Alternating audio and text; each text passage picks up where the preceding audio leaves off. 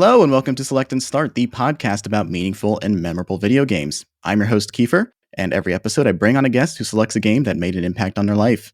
I am joined by a wonderful guest today. She is an artist, wildlife biologist, and one of the hosts of PokeScience, a podcast that studies the intersection of video games and science. It's Chelsea Connor. Chelsea, how are you today? I'm doing great. It's a rainy day, which I love. So I've just been in bed. I've made 3 cups of tea at this point, and I'm having a great time. All right, let's shoot for a cozy episode then.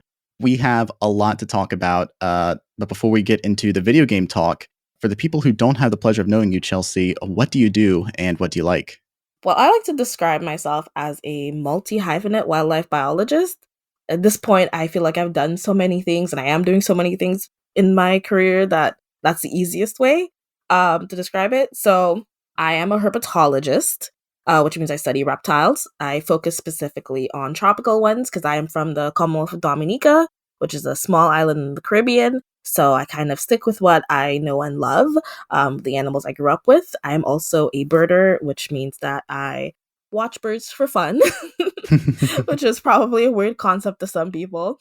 But I also, by nature of being a biologist, I also really love the science part of it. So I read papers for fun, especially about birds and reptiles.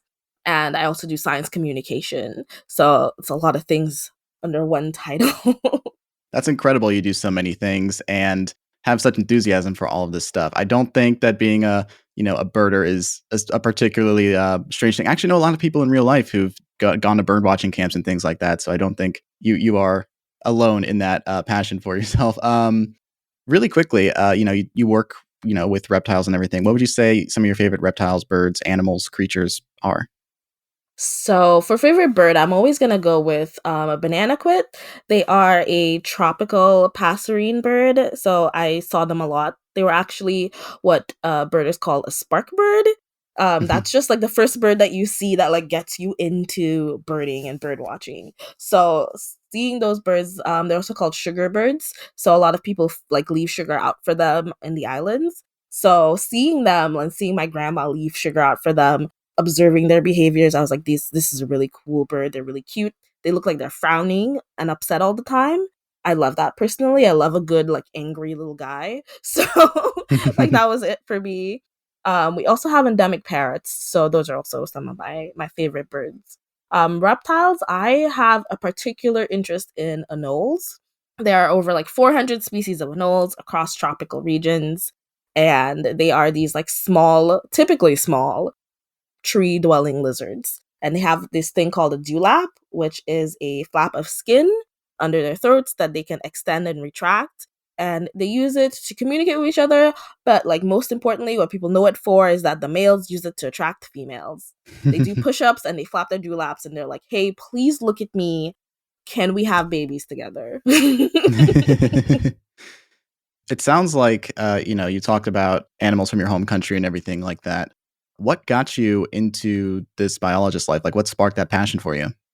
I think it is just growing up on an island like that, being able to go outside and see so many different species in one area, being able to see so many unique things, and I naturally was and I still am curious.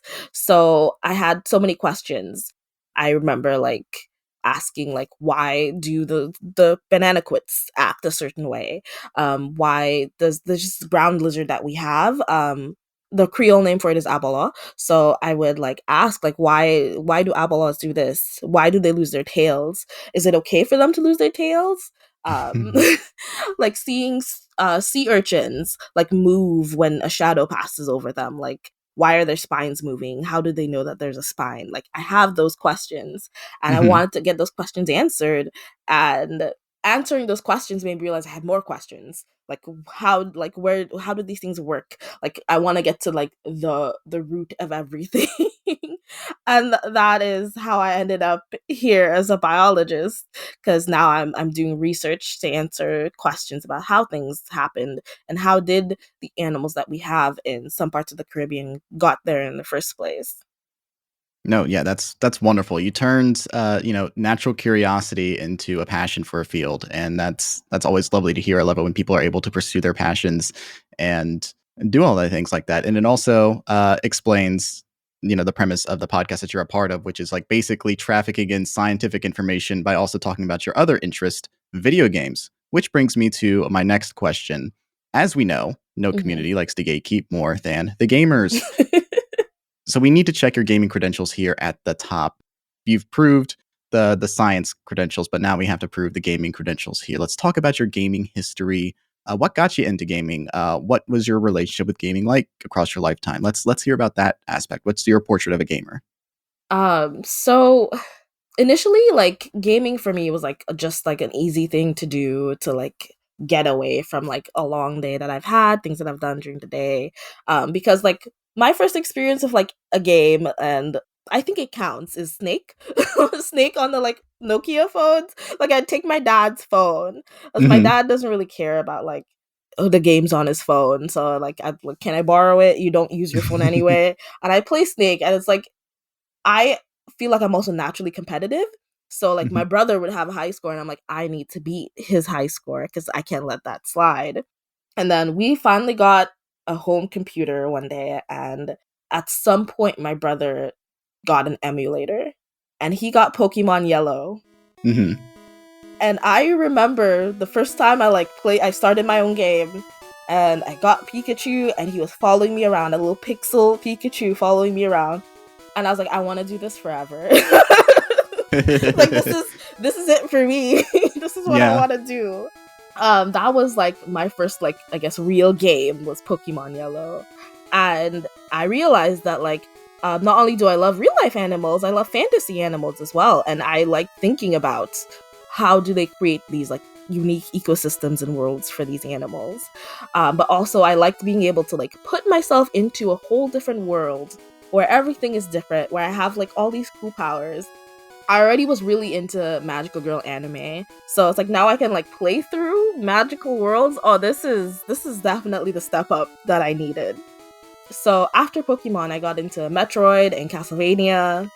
Chrono Trigger is another game that I really love. Yeah. I feel like everybody should play Chrono Trigger. If you haven't played Yeah. it, please play it.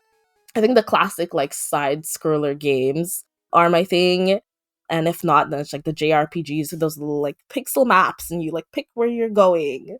Those really like resonated with me. And then I found out later as I grew up more that horror games were a thing, that those exist. And I'm like, I can play through my favorite kind of movie. Like, a big part of gaming for me is like putting myself into the story, which is why I think I love the game that we're going to talk about later. Right, yeah. Yeah. And right now, I think I still stick with games that have like really big stories, but I also do just enjoy like traditional like fighting games. I have played a lot of Street Fighter and Tekken. I think Tekken is probably my favorite fighting game. Oh. I used to practice a lot because me and my brother are really competitive. So if he like won like a couple matches more one day, I'd have to like spend a lot of time the next couple of days practicing, chaining new moves because I can't let that stand. I can't let him win. Yeah. And King of Fighters as well. I love King of Fighters. Yeah. Actually, haven't played King of Fighters in a while, and I should get it again. I haven't played King of Fighters yet. That's one I really want to play. I've covered Tekken 2 for the podcast previously, and I've grown up around Street Fighter. I played a lot of Street Fighter 4 when I was a teenager, Street Fighter 2 a lot with friends, and I'm playing Street Fighter 6 right now. Really quickly, like, what are your Street Fighter and Tekken mains? Oh, okay. So Street Fighter, I think I am a Cammy main. I try to Yes, I me like I too. try Me too. I try to pretend that I'm like, it's like, no, it's probably some obscure characters. Like, no, it's Cammy. It's It's Cammy. Cammy. I like cosplay as well. So like Cammy's one of the cosplays that I have planned to do. Mm-hmm. And then for Tekken, I like Anna and Nina. Yeah. I feel like that's not what a lot of people would say, but I really do think Anna and Nina are like, for me, for the way that I play, I think Anna and Nina are great. My brother specifically hates when I play Anna against him because for the way that he plays, like Anna is like the perfect foil for every character he'd pick. Yeah. I'm really good at chaining her moves too, so. It seems like you've perfected Anna and like they're coping with the fact that they just don't know. So I'd be afraid to face off against you. I'm also really bad at fighting games. I don't know why I play them, because like when I'm doing single player, it's like, awesome, great, I'm the best. Any human person who has played this game for even 20 minutes, I'm like, no, oh no. Yeah, no, I went to an arcade recently with my partner, and they had like the actual like arcade machine for it, and I was like, oh, can we do that? And I don't even know how long I was there. I just remember him coming back with food, and he's like, oh, you're still at it? He's like, you're playing someone on the other side, right? I was like, oh, I thought it was a computer. That's crazy. Oh, he's man. like, no, there's someone on the other side, but I think it's been a couple people, actually.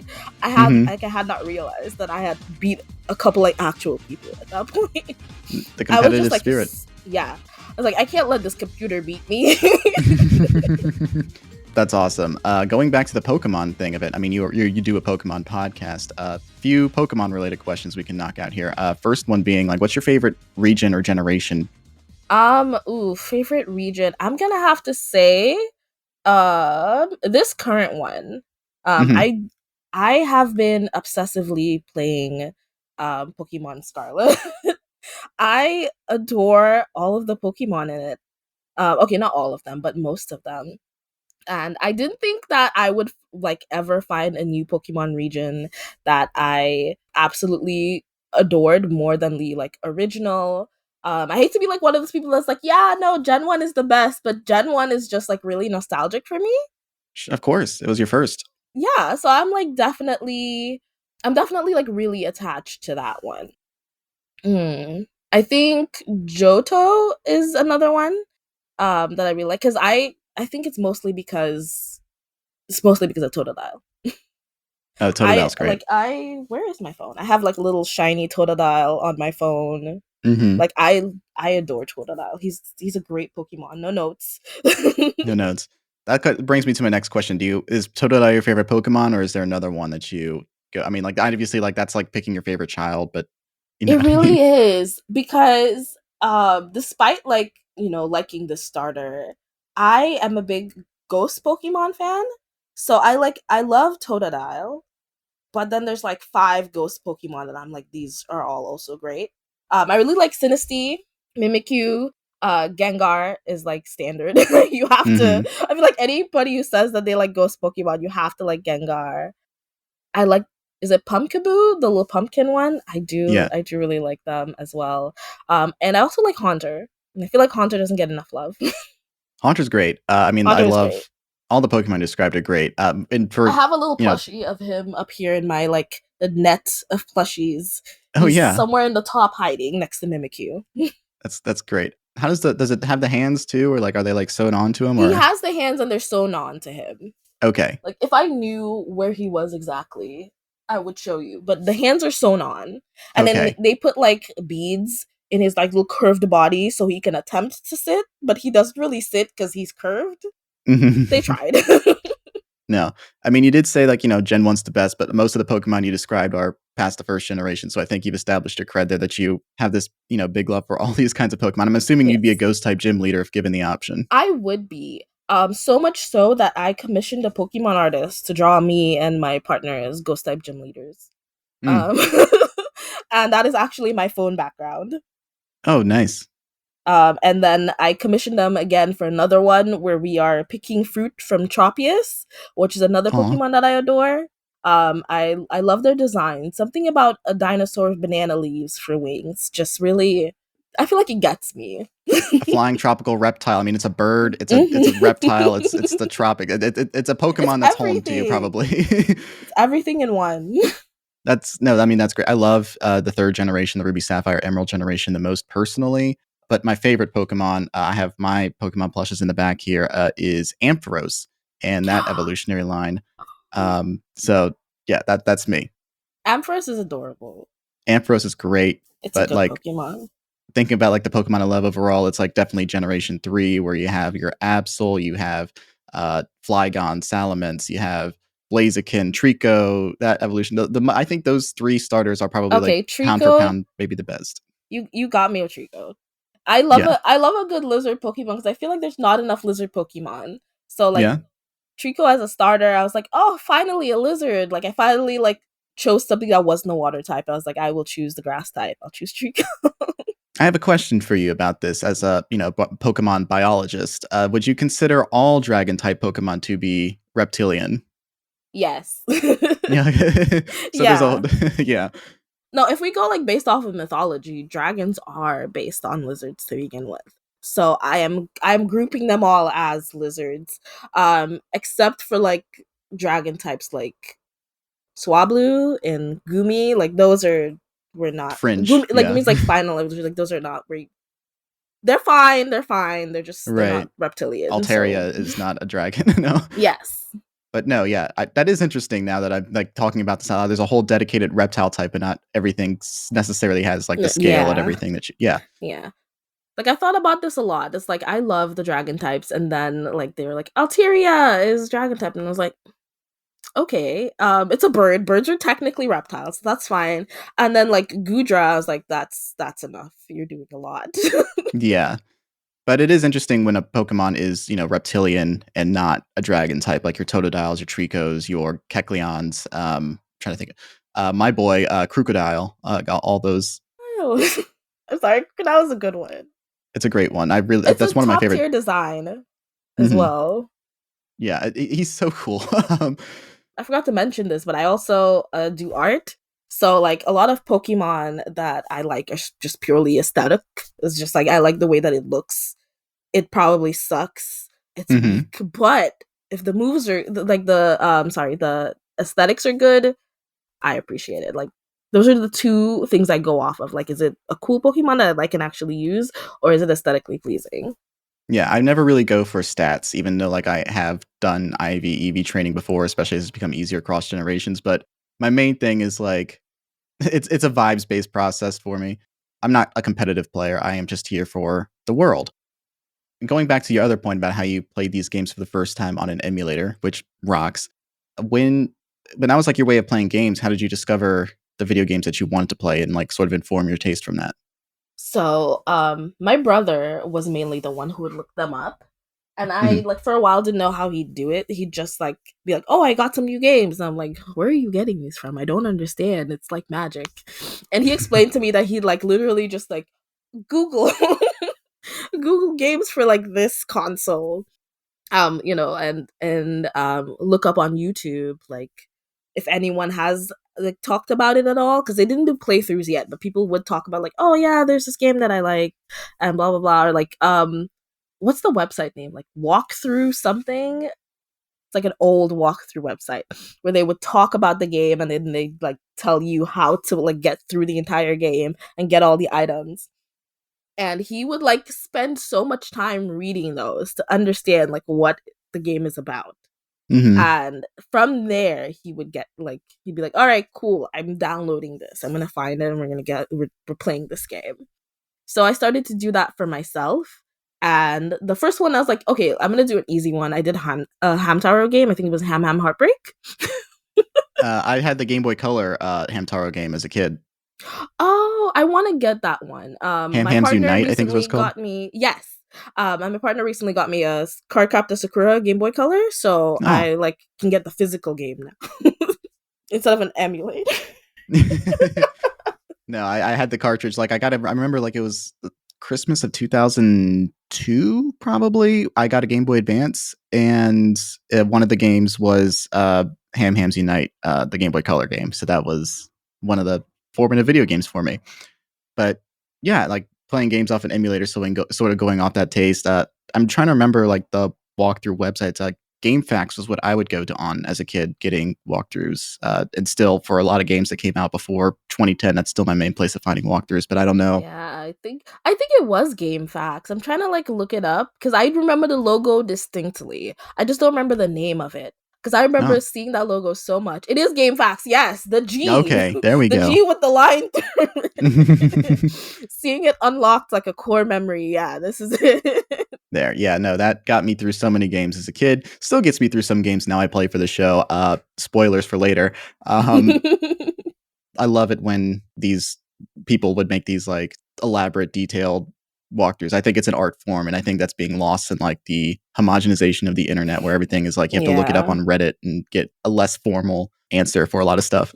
It was also better for finding like those like really secret things that people would put into games, Yeah. like like you have to like answer this question like yes and then no two more times and then yes again and then it unlocks a thing. Like I feel like we've like lost some of that. I feel like Mhm. people who make games, the developers definitely still put in things like that, but it's just different. It just doesn't feel the same. When they like finally read the walkthrough and they're like, oh, here are all the secrets that you can unlock in here and the special items Yeah. that you can find in hidden places.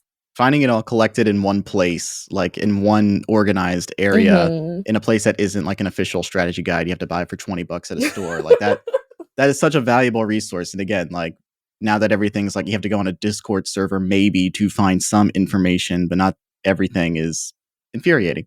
Yeah. Like having grown up with that and then finding out later, after I moved to America, that they make and sell strategy guides, I was like, people pay for that? Yeah. That's crazy. Hmm.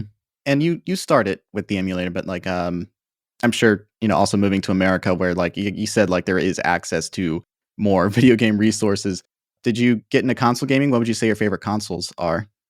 Yeah, before I left, I got into console gaming because like my brother got a PlayStation 2 when it came out. It was like a big deal for us. And initially, like the first game that we had was like some weird dino shooting game. I don't remember the name of it, but like literally, like you ended up in this like Is it in the Dino Crisis? past. I think it is Dino Crisis. Let me look it up. Oh my god, yeah, it is. Another Capcom game. Oh my god. Capcom is like 80% of my life, I feel like at this point. But like it was so weird because like it was the only game that we had while we were waiting for the other like game that we wanted to come in. Because again, living on a tiny Caribbean island, you'd have to like specifically like import a thing sometimes, and sometimes Yeah. it take forever. So you can't just do one. You might as well wait until you have multiple things because then it's more cost effective. So we would play this game over and over. We beat it so many times just waiting, and it was still so much fun. It was such a big deal. And then I don't remember what the first game he got after that was. But like from there, we got PS3, and then we got the PS4. I have my own PS4. He got a PS5. I haven't yet. Yeah. I'm still waiting. But before I left home, I got my own Nintendo DS. I had a DS Lite. He got it for me. He was like, "Oh, you'd like this? Here's the DS Lite." As like my first own console that was all mine, and it's like so Nice. special. And he got me like Mario Hoops 3-on-3. Nice. Another And great game. oh my god, I love it so much. I unlocked every character. I am so annoying as a player with it because I know all the moves. I know all the special shot. The like, okay, nobody can beat me at this. I have a My Sims Kingdom, which I think is fun. It's cool. I don't play it as much as I used to, but then eventually got the DSi, and I have like Castlevania. I don't remember which one it is, but I have like the Castlevania for DS. It's in my There's room somewhere too. I'm trying to remember, like there's Dawn of Sorrow and Aria of Sorrow. I think Dawn of Sorrow is the DS one, and maybe Aria of I think it's yeah. Dawn of Aria of Sorrow. Sorrow is the Game Boy Advance one, and then Dawn of Sorrow's on the DS. Yeah, it's Dawn of Sorrow. And I think I picked it up recently and then put it down somewhere else because I'm not seeing it in the stack of DS games that I have over here. But then he got me a Professor Layton game, and I love puzzles. I love like physically doing puzzles, but like I didn't realize that like you could have like a game that's all puzzles on a console. And getting that, it was like, oh, okay, all right. There's a story, and I do puzzles. It was everything. I was like, all right, cool. So I'm working my way through the series currently. And right now I have the 3DS, but I also have a Switch. I have the Switch Lite, and my partner has like the Switch, and I think the Switch is my favorite console. It's a great console. Everything that I've gone through, I love them all, appreciate them. The Switch it's not perfect, but it's great. It's amazing. Oh yeah, there's definitely flaws, and we've gone over the flaws of it on the show before. But no, I mean, ultimately, it is a console that has a lot to offer for a lot of people, and the form factor of being able to take it with you is priceless. Yes. Even if the Joy-Cons suck shit so much. Yeah, no. The first when they like did that initial release of it, they're like, "Oh, new console coming out to Switch," and like it becomes 10. I was like, "Wait, what? Wait, what? Wait, what?" It's like, "Is that gonna be any good?" And then I got one. And I was like, "Oh no, it is. It's so good. It's great." What do you mean? I'm on the bus playing Pokemon, and then I can come home and just like plug it into my TV, and now I'm playing the same thing on like that. Just like for some reason, I don't know, doing it on the Switch like just blows my mind. Like I took the Amtrak for the first time recently, and just the realization of like, oh wow, I forgot that my Switch is a portable object that I can take with me on the go and enjoy on this 15-hour train ride is God, yeah, it's great. Yeah. Sometimes I'm like, oh yeah, I should pick up my DS again and play this game, and then I just pick up my Switch instead. I'm like, time to check out my island. Yeah, I'm like time that, but Animal with Crossing. I'm like that, but with books. Like when I like back to the train ride thing, it's like I can't play the Switch for this entire train ride. I have to actually read some of the books I brought with me. We've gone all the way from like your first experience with emulators, going all the way to the Nintendo Switch here. What have you been playing lately? Aside from consistently replaying, like I've been shiny hunting in Pokemon Scarlet. I'm one of those people. I need to complete the Pokédex, and then once I've completed the Pokédex, I'm like, okay, can I have every shiny Pokemon, please? Mm-hmm. Which kind of sucks because like some of the shinies are not great in that, you know, they're only like a slight variation in color from the original one. So it's really difficult sometimes to like be in the world, and then like the lighting changes as the day goes, right? So sometimes I'm like, are these all the same color? I can't tell, so I have to do like every encounter to try to figure out if it's if it's a shiny or not, because the color is only like one tone off. It's only like one shade lighter than the original. It's like, oh man, 3 shinies and a regular. No, they're all just like the regular ones. The lighting was just hitting it differently. I also like recently I got Klonoa. Klonoa is another series that I really love. It was like the first one I played was was on an emulator again. I'm so sorry to Nintendo for Hey, I mean, we are pro however you can play a video game here, so do what you gotta. Yeah, it was Empire of Dreams was the first one I played. That was for Game Boy Advance. And I was obsessed. I was obsessed with it. I played it all the time when I wasn't like playing Pokemon. And then I don't know why, but I stopped for some time, and I remembered like, oh man, what Klonoa game is out recently? And they recently released the Fantasy Reverie series for like PS4, and I was like, oh. So I got that, and I've been playing that, and I missed it so much. I didn't think I would have missed it that much, but playing it again, the nostalgia is flooding back into my body. Everything feels right with the world. Yeah, with the way that like the gaming industry has changed, we just don't have cute animal video games like that anymore. Yeah. Your Banjo-Kazooies, even like stuff that's like fringe, like Ty the Tasmanian Tiger. They just don't make things to that extent anymore. I miss Sly Cooper, man. Bring Sly Cooper back. Yeah, I want like an obscure like amalgamation of 3 different animals that has like really a really weird gaming system. Like what is Klonoa doing with this ring? This ring doesn't make any sense, but I love it. Mm-hmm. Like we don't know what animal he is, but it's great. We're just side scrolling.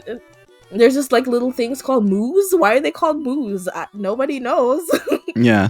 Love it. I love it anyway. Yeah. Inscrutable. It's great. I've been recently, immediately after wrapping up the game that we were talking about today, I moved on to another RPG, the Switch remake of Super Mario RPG.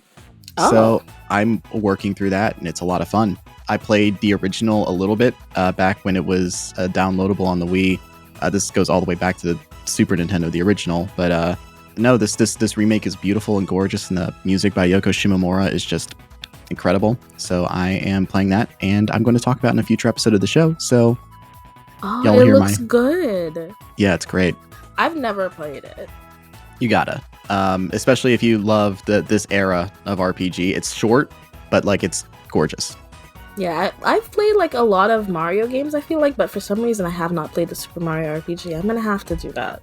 Go for it. Yeah, I love the RPGs in the Mario and Luigi series on the Game Boy Advance and DS, 3DS. Going to that, the first two Paper Mario games are great, and they're re-releasing the Thousand Year Door on the Switch soon too. So I find them to be very fun.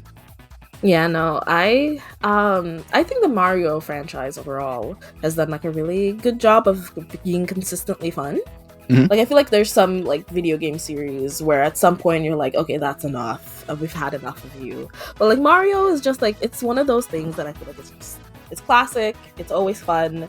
Even when they're being entirely silly, like it's a good amount of silly. Like I adore Waluigi so much. It's a good character. It's a good character design. A good character trait.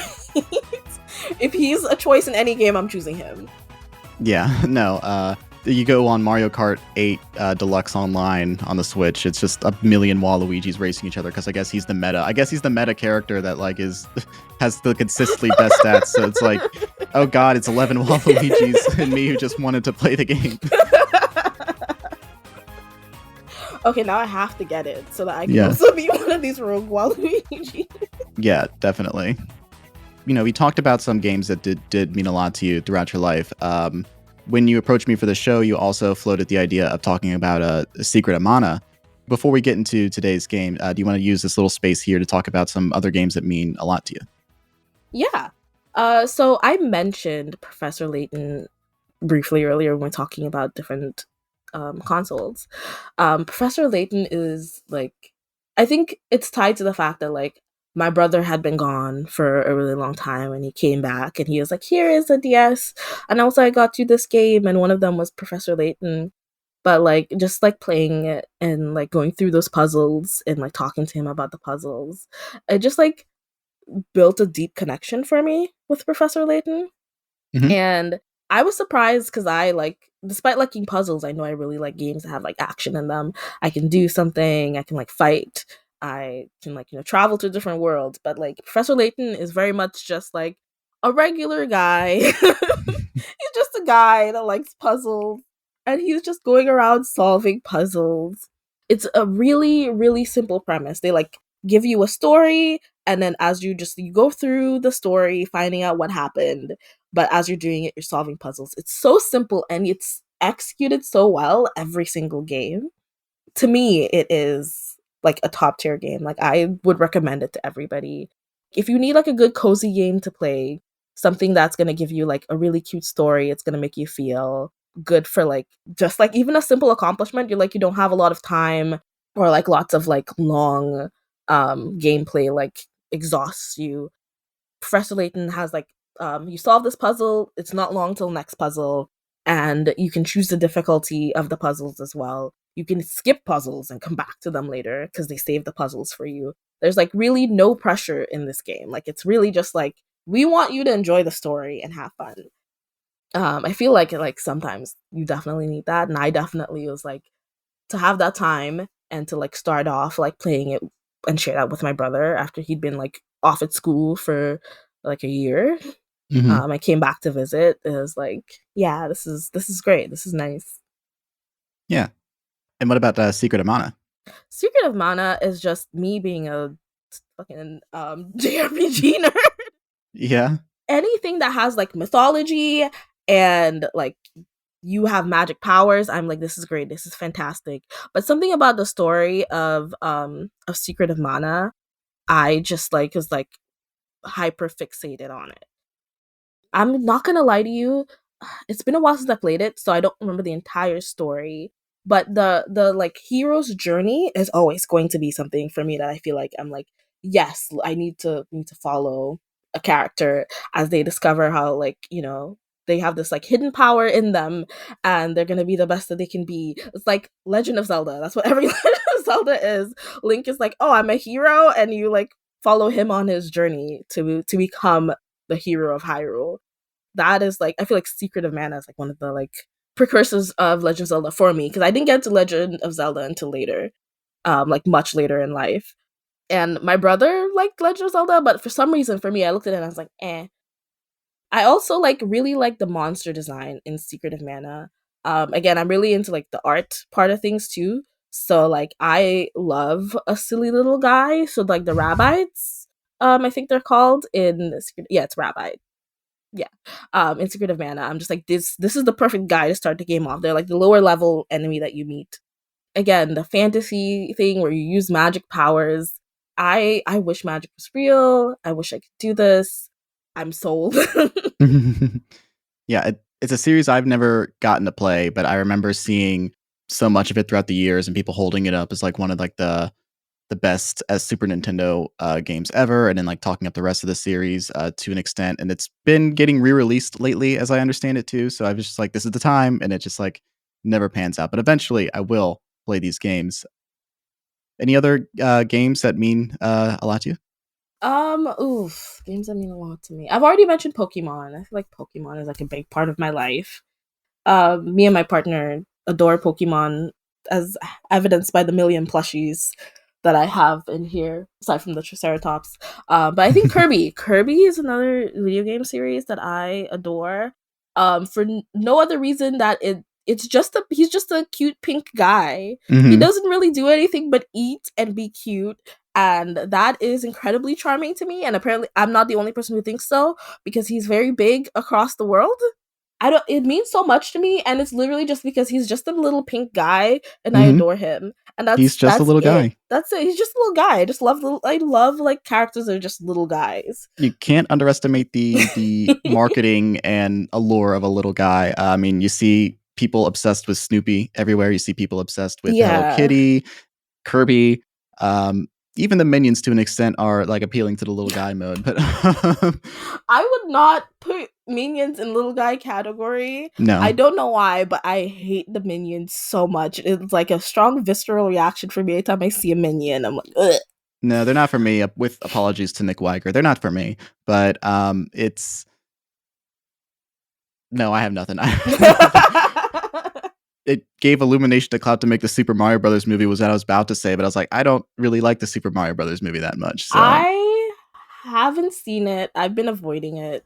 I feel like every friend I have who has seen it has not loved it either. So I've just been like, yeah, I'm probably just never gonna see it. I'll watch it eventually, but I didn't love the trailer. Aside from like Jack Black's Bowser voice, I didn't really like the trailer, I'll be honest, as well. No, like it's got its moments.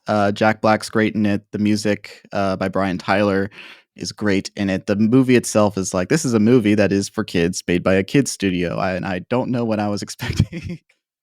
It doesn't do anything terrible. It's just not good to me. Yeah. But hey, let's celebrate video games instead. We've talked about all these RPGs that mean so much to you, whether they're Pokemon, things with creatures, the Secret of Mana series. But in spite of all of that, in spite of your passion and love for all these things, the game that you ultimately settled on was Breath of Fire.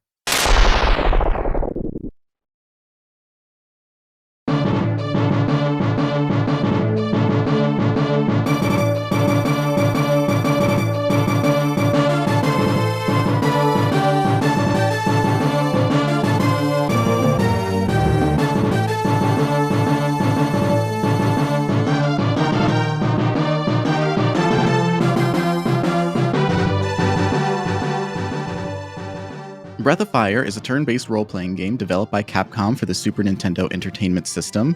This is the third Capcom game I've covered on the show, the first being Resident Evil 4, and the second being Phoenix Wright Ace Attorney.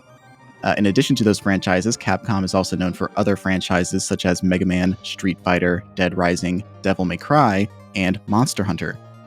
Breath of Fire was Capcom's first RPG that they ever made. Some notable people who worked on the game include the game's artists Keiji Inafune and Tetsuya Yoshikawa. Keiji Inafune is mainly known for being the character designer of the early Mega Man games, going on to be a producer for the series throughout the 90s and 2000s. He did the character designs and illustrations for Breath of Fire. Tetsuya Yoshikawa worked on the in-game graphics for the first 2 Breath of Fire games and went on to become a character designer for the rest of the series. Yoshinori Takanaka, Yoshinori Kawano, and Makoto Ikihara were the game's planners. Kawano would go on to co-write and direct Dead Rising in 2006. The game's producer, Tokuro Fujiwara, known for creating and directing Capcom games like Ghosts and Goblins, Bionic Commando. He produced this game, and portraits of Arthur from Ghosts and Goblins can actually be seen in this game. There's lots of little Capcom references in this game itself. The game's sound effects were created by Tetsuya Nishimura, who would often use the pseudonym Eni in the game's credits. The music of the game was composed by Capcom's house band Alpha Lila, composed of Mari Yamaguchi, Minei Fuji, Yasuaki Fujita, and Yoko Shimomura. Yoko Shimomura is one of my very favorite video game composers. In addition to her work on this game, she was also the co-composer for Street Fighter II, and would go on to become the composer of many RPGs, including Live Alive, Super Mario RPG, Parasite Eve, Legend of Mana, the Kingdom Hearts series, and the Mario and Luigi series. All this is to say, some very talented people with very impressive resumes who would go on to work on so much iconic stuff and worked on iconic stuff in the past were people working on this game. Talking about the game's story very quickly, Breath of Fire is set in a fantasy world composed of clans of anthropomorphic creatures. Chief among them are the Dragon Clan, who primarily take the form of humans but possess the power to transform into powerful dragons.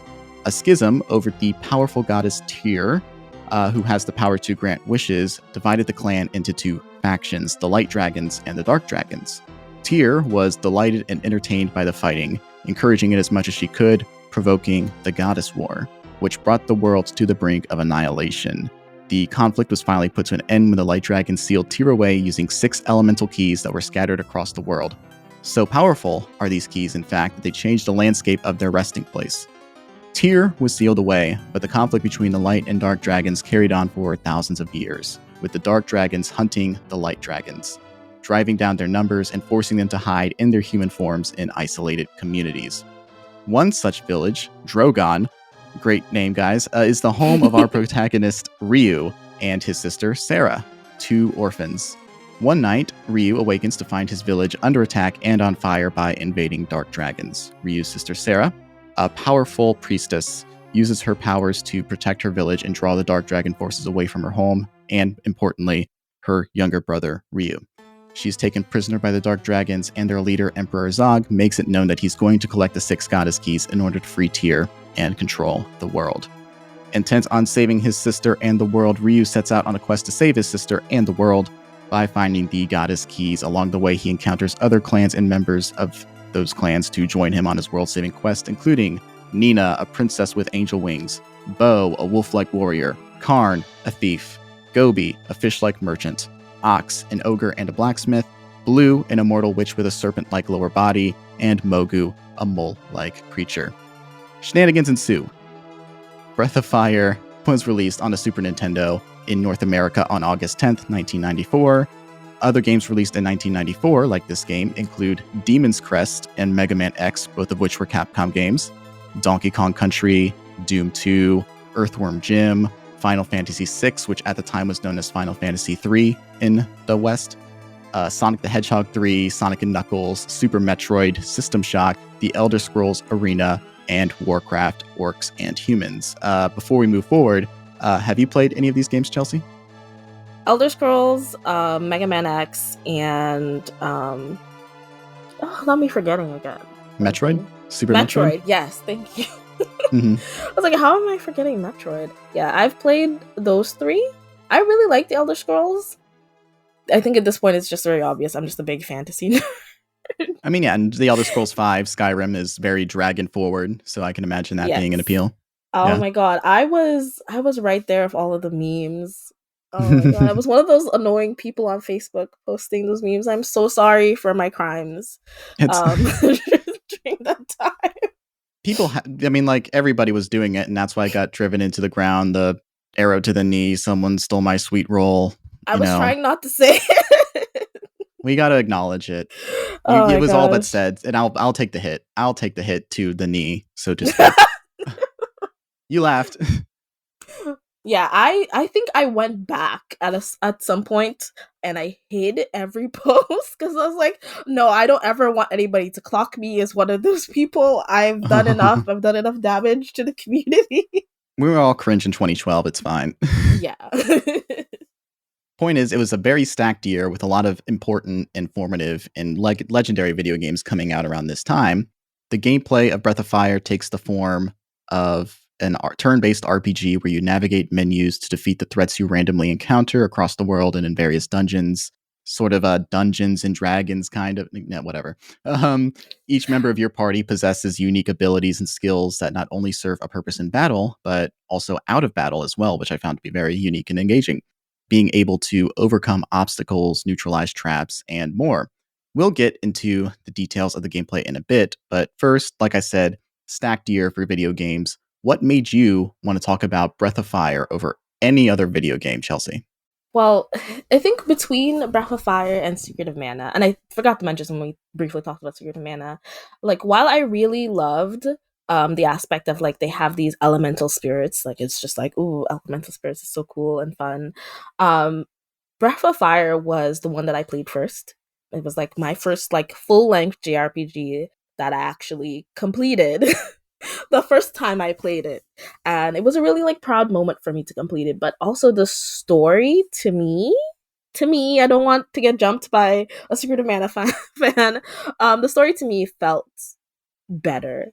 It felt like it was more thought out, like it was written with love and care, and the gameplay through the story and the characters that you play as and that join you through the story made more sense to me, and they felt more authentic, and the relationships that they built as you play through this game felt more authentic to me. And like at the time I was like kind of working through some things of my own regarding like, friends, having friends, making friends, and like seeing on screen that like the friendships that you can have, they sometimes take some time to build. Sometimes you meet someone and they're not initially your friend, that's fine, and then Mm-hmm. you work to the point where you do become friends and you work together and you help each other out however you can. Like that was a personal like connection for me.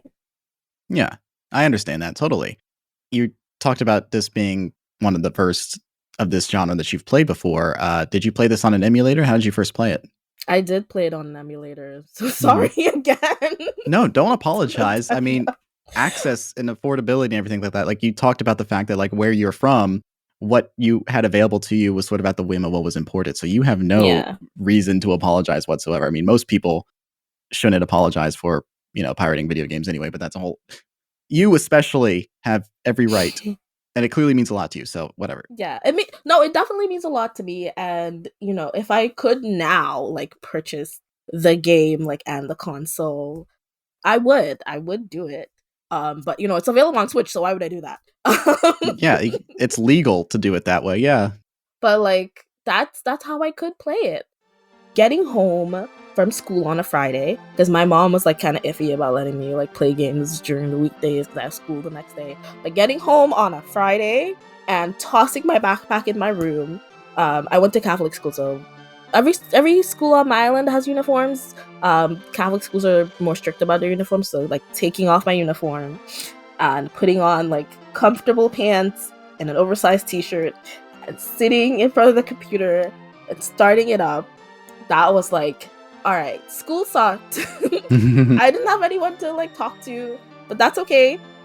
It's fine because I can play this game and I can be someone else in this world and everything's going to be fine.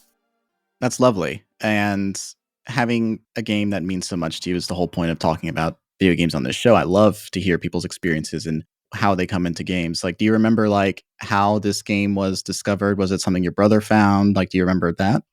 Yeah, so my brother found this one and I initially wasn't going to play it. I was like, "Oh, of course you got another like weird macho game that doesn't make any sense, blah blah blah."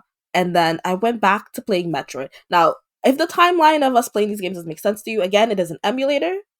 and we are just downloading games. So again, Sure. I don't remember what year it is, but like at that point we were just like, we have a couple different emulators, we get whatever game we can at the time. And I went back to play Metroid, and I lost that level.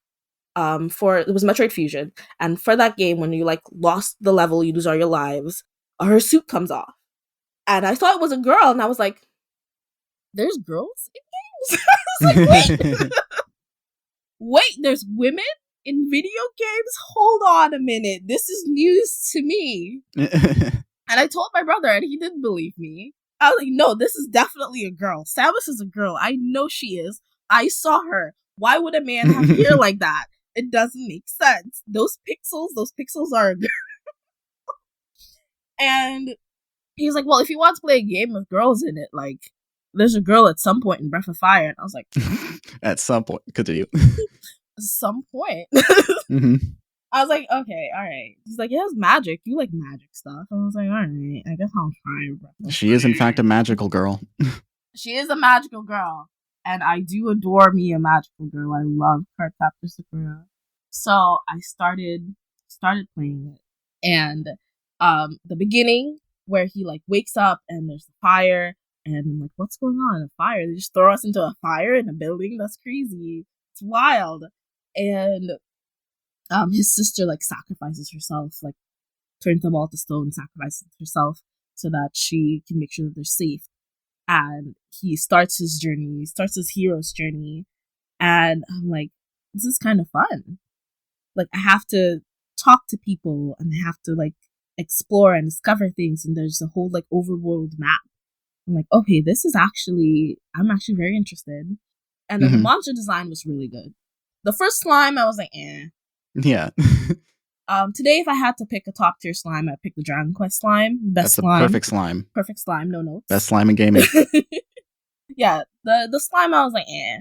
But then as we got further into it and we saw more of the monsters, it's like, okay, they knew what they were doing. And some of the names make more sense in Japanese, like the Japanese version of their names make more sense. Yeah. As always. But like the monster design, the like storyline, like him like going through, you being able to play as other characters, like not just him, and you're not like stuck with Ryu the whole time. Like when I got to play as the girl, I was like, I'm a girl with wings. This is nice. This is fun. Great. I'm having a great time. That's great. Yeah, no, like it does have a lot of heart and put into its designs and work. Like I said, like they had like the Mega Man guy working on this thing. One of the bosses even looks like a robot master. It's crazy. I never played this game before you pitched it for the show, and I'm really glad I did because I love a good RPG. This has a lot of interesting points to engage with, and it really means a lot that you have like such a connection with it, and like having this like a specific of a thing with having played it on an emulator. Do you remember if you played the Game Boy Advance version or the Super Nintendo version on emulator? Super Nintendo version. Oh, interesting. And yeah, it's also very funny that you discovered the Samus is a girl thing in a completely different cultural context than everyone else did. That's great. But yeah, no, we will talk about the great bits of Breath of Fire in a moment. But first, we got to do a segment that we do every episode called No Country for Old Games.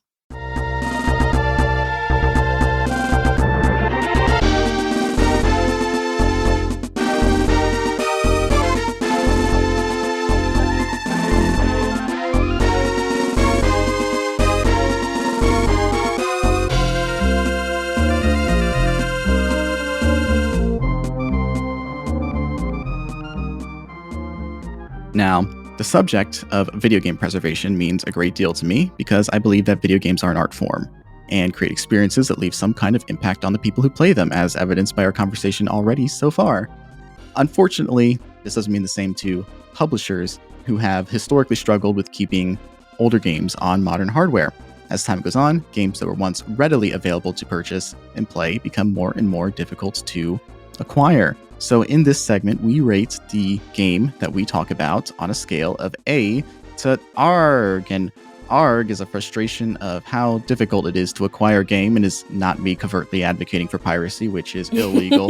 Let's just drop the pretense for this episode of the bit because we've already talked about how important and foundational emulation was to your video game journey and experience. Yes. And in your case, it was necessary.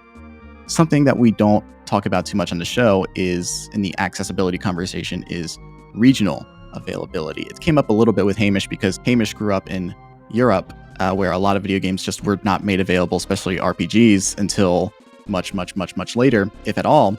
But in your case especially, it's like they don't have specific when you look up like a game's availability online where it's like, oh, it came out in Europe at this time, in North America, and this time in Japan, at this time Australia, at this time. They're not talking about the continent of Africa. They're not talking about the countries in the Caribbean. They're not talking about island nations that aren't part of any formal grouping of stuff. They're not talking about South America. They just talk about the big commercial marketing territories, the Western world, and Japan specifically. And this is a point that we need to talk about, where just straight up some countries do not get games released, or if they do, they're so prohibitively expensive because of the cost of importing them or the local economy and being able to afford luxury items in some countries' cases. Yeah, and my like growing up, we did not have a lot of money, so asking my parents for a video game, like that's a luxury that they don't have money to spend on. Like they're like, okay, we would like to get you this thing, you love it clearly, but that's not something that we at this time can like pay for. We can't afford it, we can't do it. Like I remember at some point, like one of my cousins got like the original Game Boy, but they got the original Game Boy because they specifically had people on their dad's side who I was not related to, who lived in America, who could get it and were coming to visit. Which is like one of the ways that you could get these. You had to like know someone who was over there who could get it for you, and you'd pay them back, or like they'd like it's a gift, it's whatever, we're family, and that's how you get something. Like it's easier now in this moment because a lot more people are traveling, things are being imported more often, so it's like easier to get things sent there. More places are including the Caribbean in like where they ship to, but not all of them. They do still like charge you like exorbitantly to have things shipped to the Caribbean, but it is like slightly easier than it was before. It's good. And, obviously the actual money that people have access to is a big factor too. Yeah. Like and the exchange rate. Yeah. And like even in America, like if you are an American, not this isn't a great country. What are we talking about here? But like millions upon millions upon millions of people in the most apparently richest country on the planet still live far below the poverty line and cannot afford luxury items. And the idea that like only people who can afford to should engage with art is such a classist and prohibitive idea. And we need to remove the barriers to being able to access something that we argue is an art form however they can. Yeah. And that's something that's like not just like with video games I've noticed, is something that I've noticed of like how I ended up being a biologist. Like I'm really curious and I'm determined, and I like happen to get into to talk to different people who like told me about the opportunities and chances I have. And if I didn't meet those people, I would not have known it. And that's something that's like not everyone obviously has access to. Not everyone's gonna have access to an undergraduate advisor like I did, who like was who told me, is like, yeah, I studied the lizards on your island. Like, did you know that? And it's like, yeah, you could study specifically lizards, and then under lizards, you could study like multiple things in relation to them. You could focus on a genus, you could focus on a species, you could focus on their ecology, on their diet. Like, there's different things you could do, and that blew my mind. And it's just like having that access and having access to those things specifically that is really important. It can change a lot of things for someone, especially for like a kid figuring out what they like and what they want to do. Because like I also wanted to be a comic book artist or like do video game art, and I'm like, how am I gonna do that? I live on a tiny island and I don't know anybody and I don't know what I cannot do. And art websites were not something I had figured out at the time. I didn't even know that they existed. It was just like all of these barriers to like things that I'm like, I feel very strongly about this. I connect with this. I want to do this. There's no way. There's so many conditions that people just fail to consider about all facets of life. And I'm really glad I have you on the show to be able to speak to your experience, because you are a unique and specific individual, Chelsea. I'm saying that, but there are so many people in the world just like you who have barriers and the way that they are set up, and it's just inherently unfair for everybody, but it is unfair for so many more people. And the point is, just fucking pirate a video game. Who's just if the thing is like I can't afford this or I can't access it or whatever, you're not hurting anybody because that money was never going to be available to whatever person's hand anyway. Yeah. If you're like, oh, I want this old video game and it's only available on the cartridge from somebody who lives in Japan and it's in Japanese and you'd like it in English, listen, get it in English however you can get it in English. Play the game. Yeah, if you're buying it off of somebody else anyway, that company's making exactly the same amount of money they would have made if you pirated it. You can only purchase it from the company one time. Yeah, you can only... Anyway, the world is stupid. Why do we argue about this? Anyway, in this segment, we're going to talk about the history of Breath of Fire's availability.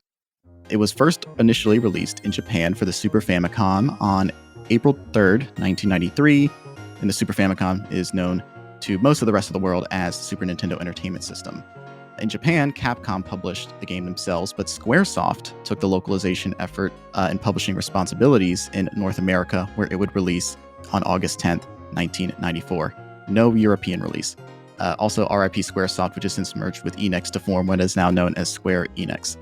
An enhanced port was eventually developed for the Game Boy Advance and was released in 2001. This version was developed and published by Capcom, except in Europe, where it was published by French game publisher Ubisoft. This would be the first time the game would ever have been available in the entire continent of Europe.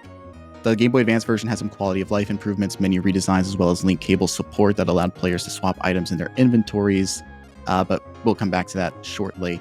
Going back to the other ways this game has been made available over time, the Super Nintendo version was digitally ported to multiple Nintendo consoles over the years.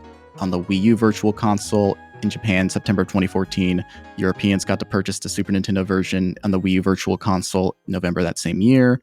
North Americans had to wait until February of 2015. It was added to the new Nintendo 3DS Virtual Console in October of 2016 for North America and Europe, and in August of 2017 for Japan. In September of 2019, it was added to the Nintendo Switch Online Super Nintendo Switch Online Super Nintendo app, a clunky thing, which can be accessed if you pay for the Nintendo Switch Online subscription service. As of this recording, this is the most recent way people can legally access this game, as well as the only way now, because the Wii U and 3DS have been discontinued and their eShops closed on March 23rd, 2023. Boo. Boo. Boo. Chelsea. Boo. Chelsea, I imagine when you get the urge to replay this game, you do it on the Nintendo Switch Online. Yes, I do. Which bothers me because what if I'm having financial difficulty and I can't pay for Nintendo Switch Online? Now I have no access to this classic game that I love, that is like very comforting to me. Okay. Yeah. And you can't pay to own the game outright in any capacity. You have to you're paying for a glorified rental subscription service. What, like, why am I paying to access this classic game? Like, just make it available to us. Like, as long as I have a Nintendo account and I have a Switch, I can access it. I feel like that should be the bottom line. Right. It's a classic. Everybody deserves access to like a foundational classic. The first RPG that Capcom made. Like, why can't I just play it? Yeah. Yeah. That's a piece of history. Yeah. And like, you hit a point that I talk about every single time the Nintendo Switch Online comes up in this show. What if somebody stops paying for it? What if they can't afford to do it? What if their subscription service lapses? So many variables. What if the Nintendo Switch Online app just discontinued and deactivated, and now these games that you were never allowed to download, you were just allowed to access and play through an application, is just no longer accessible? Who's to say? There's so many things that can go wrong.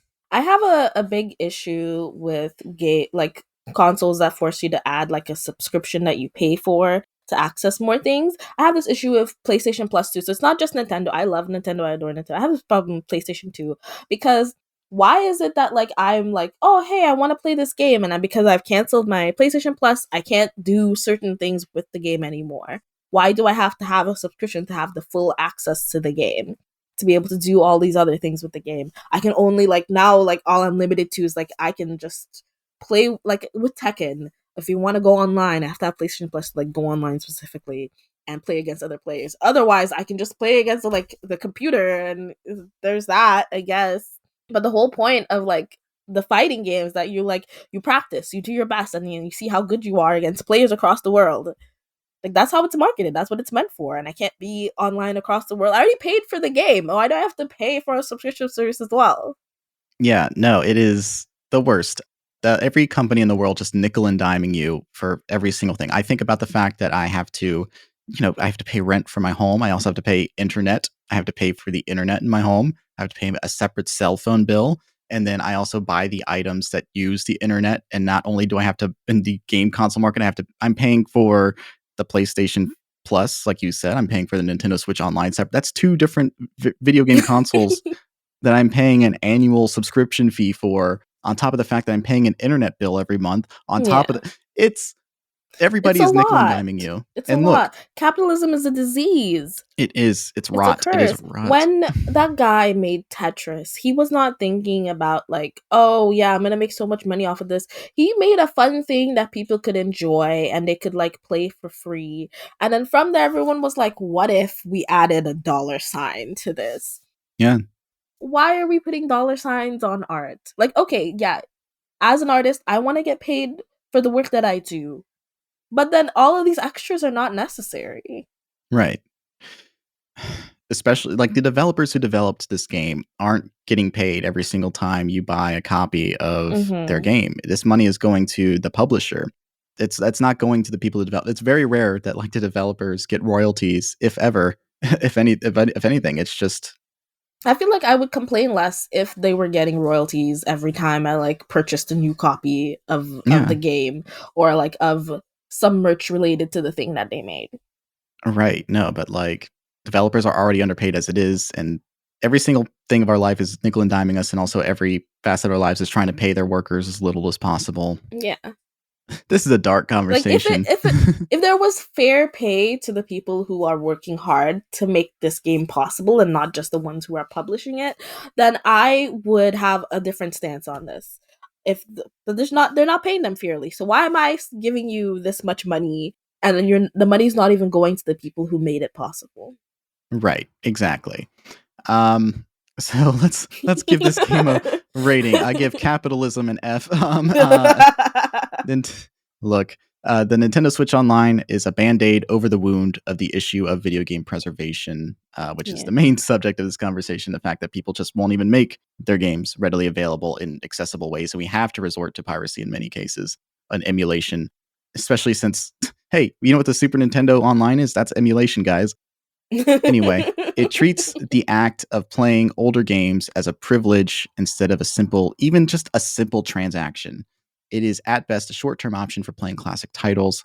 Because it's playable on the service now, I cannot give it an R grading because there is at least one legal avenue through which you can access and play this game. Mm-hmm. Millions of people are subscribed to this service. I can't say, oh, nobody can play this game. No, millions can, but you have to pay a subscription fee, et cetera, et cetera, et cetera. And I think there are so many different avenues that can make this game more readily available in just so many various different ways. Look, games can come and go in an instant and be lost to millions at any time, and we need to be wary of that. And this game should be readily available. It means a lot to a lot of people, otherwise we wouldn't be discussing it on this show. Yeah. The Breath of Fire Game Boy Advance version, that holds a 79 out of 100 on the review aggregation website Metacritic. Breath of Fire was successful enough to become a series with 6 main line entries, including a now defunct Japan-only free-to-play online multiplayer game. The series also inspired several mobile game spin-offs that were exclusive to Japan. But we're not here to reduce Breath of Fire to what its commercial viability was. We're not here to reduce it to a series of numbers or accolades that it may have received over time. We're here to discuss what this game means to somebody who played it. So let's get into that, Chelsea.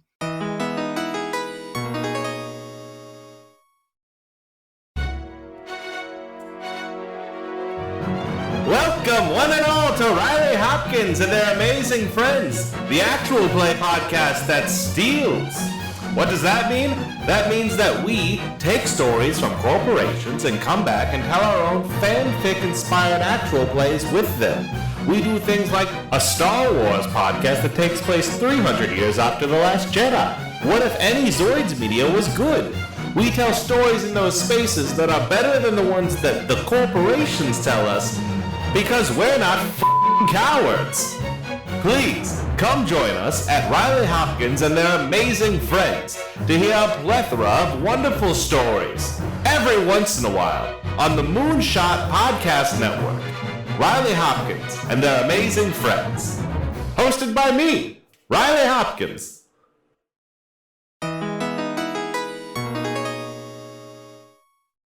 What do you like about Breath of Fire that you wish more video games would do? The story. I don't know, I feel like I can't say enough about the story. The game is long, I'm not gonna lie to you and be like, oh, it's a quick play. It's not a quick play. It's one of the longer games I've played for the show. Yes, but the fact that it is longer means that you get like more playtime with it. You get more time to like go through the story, to, you know, decide like what your play style is with it, and also to get to know the characters that you're playing as, because they all have their own individual storylines. They all interact in specific ways, and they all have like their own special magic powers that you can like check out and figure out and decide like what you want to add to your fighting style, what you want to use. And like you mentioned, like the spells that they have can also interact like in the like overworld. You can also use those as well.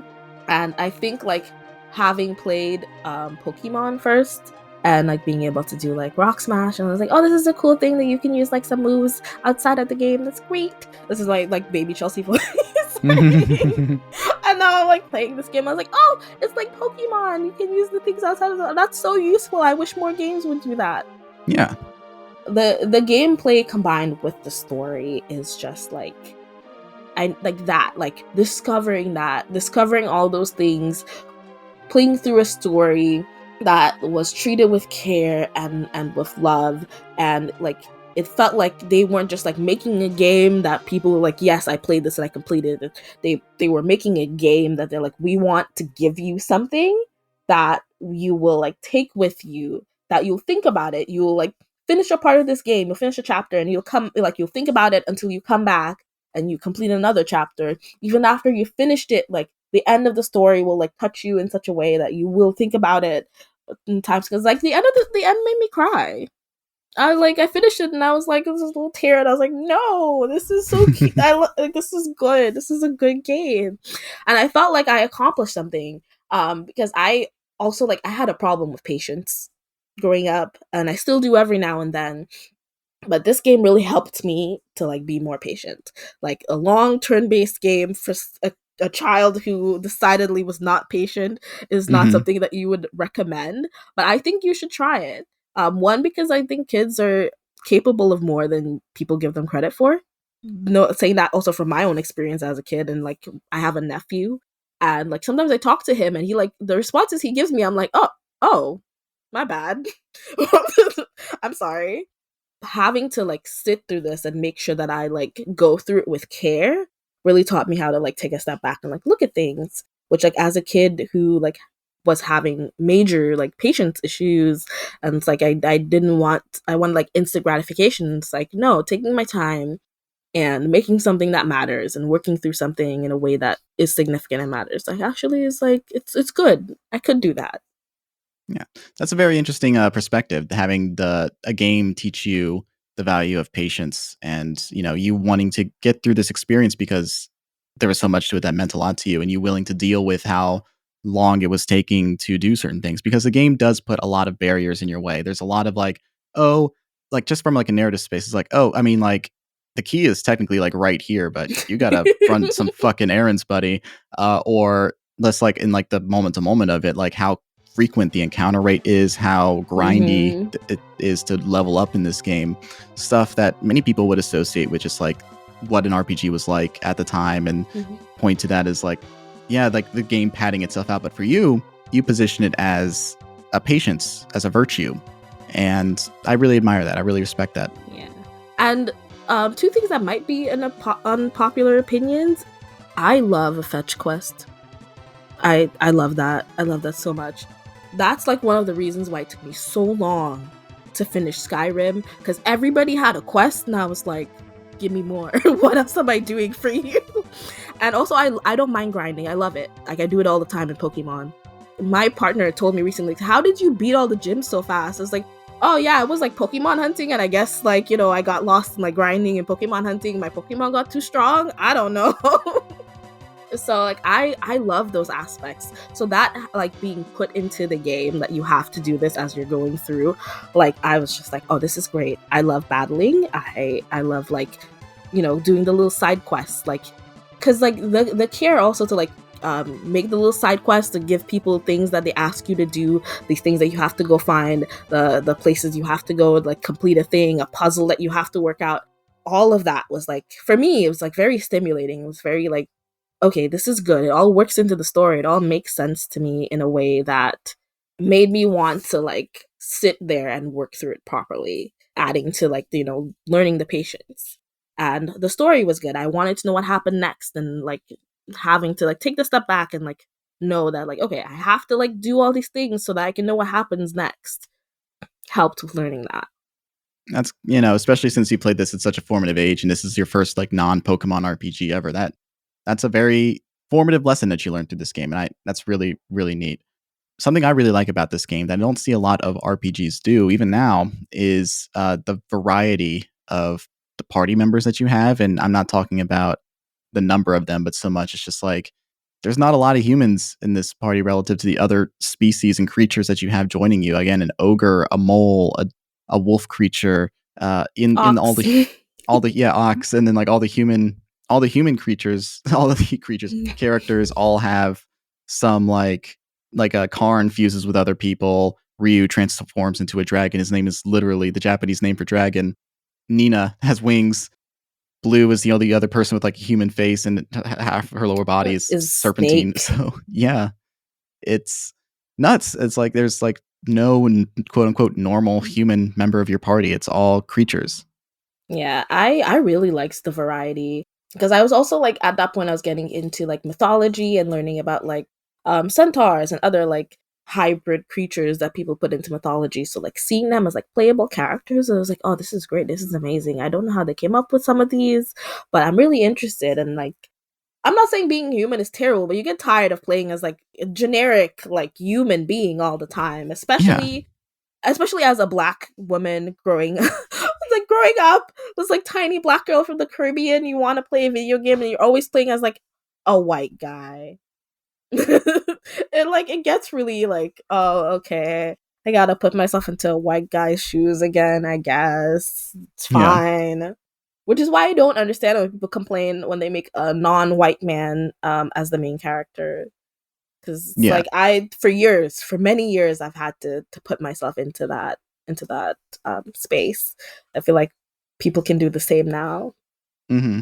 An ex of mine was seeing me play a video game that was like a female lead.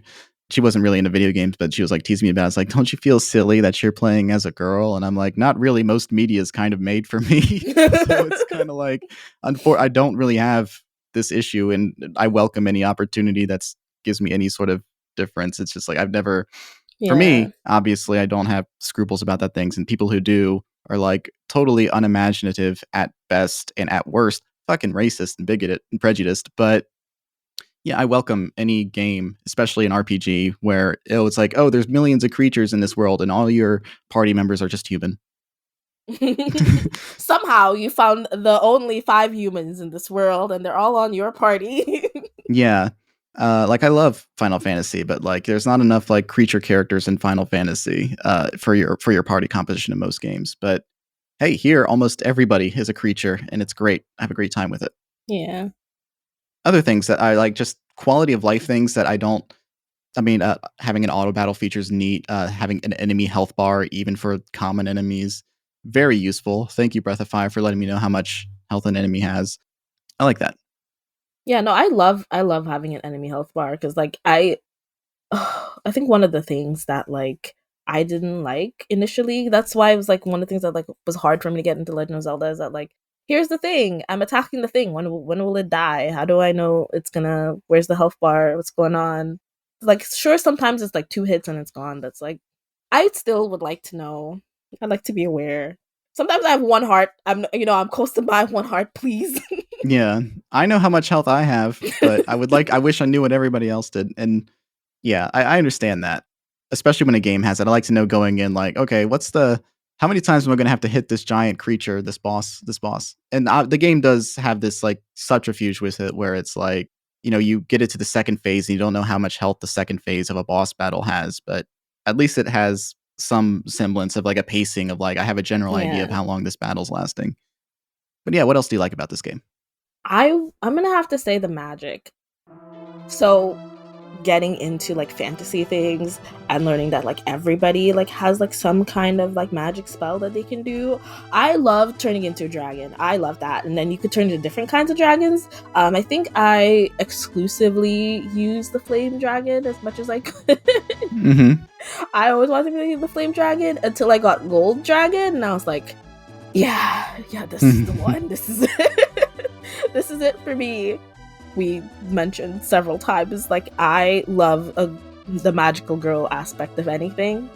So like Nina and Nina's magic spells as well. It's just like, okay, I think I will like cure everybody. Yeah. If magic was real, I would abandon biology and I would focus full time on magic. Yeah. I mean, you could sort of see science as a kind of magic. Yeah. It's Yeah. just, there's not enough pink and sparkles sometimes. True. Talking about your favorite dragons, you sort of hit part of what I was planning on asking was like, what are your favorite dragon transformations? And, you being a multi-hyphenate biologist, what do you see about like real life reptiles in these designs, if anything? I feel like fantasy dragons have like gotten to such a point where it's like there's scales. And like that's a parallel that you see.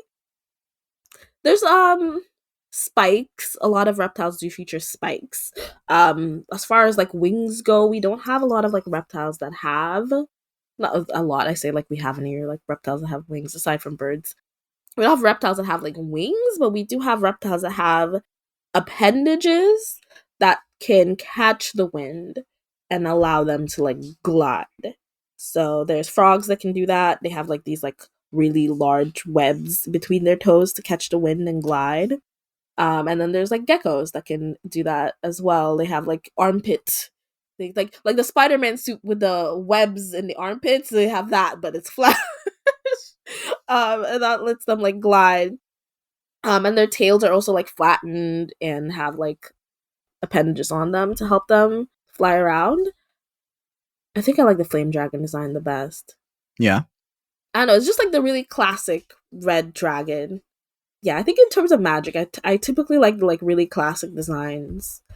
So like the typical like red dragon design is, I think it's top tier for me. It's the first one. It's basic, but I'm gonna pick the basic one.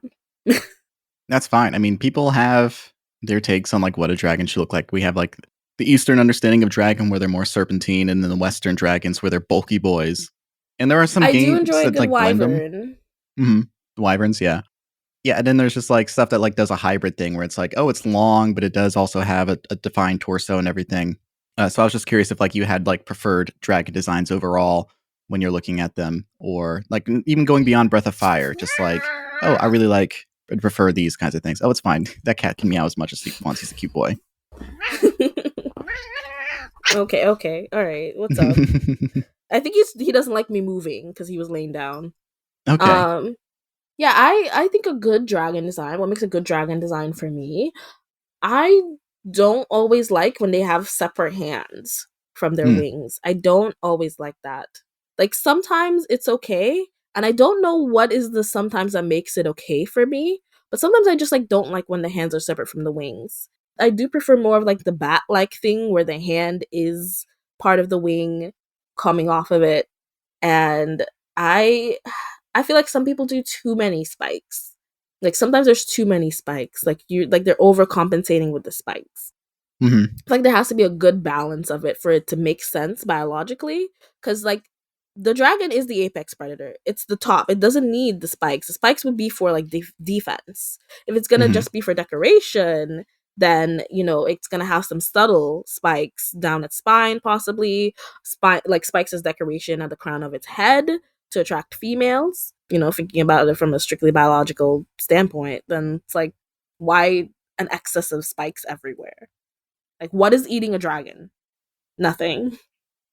Fair. I never really thought of, and this is obviously a product of you studying these things, but like you have when I look at a design of something for a mythical creature, I'm thinking like, oh, okay. And like that's cool, or this doesn't look cool, or like I'm trying to figure out like what I like about it in design. But I really appreciate your perspective of like also trying to look at the blending of science and magic, and like what purpose does this design serve? Like what utility and what evolutionary need would create such a form?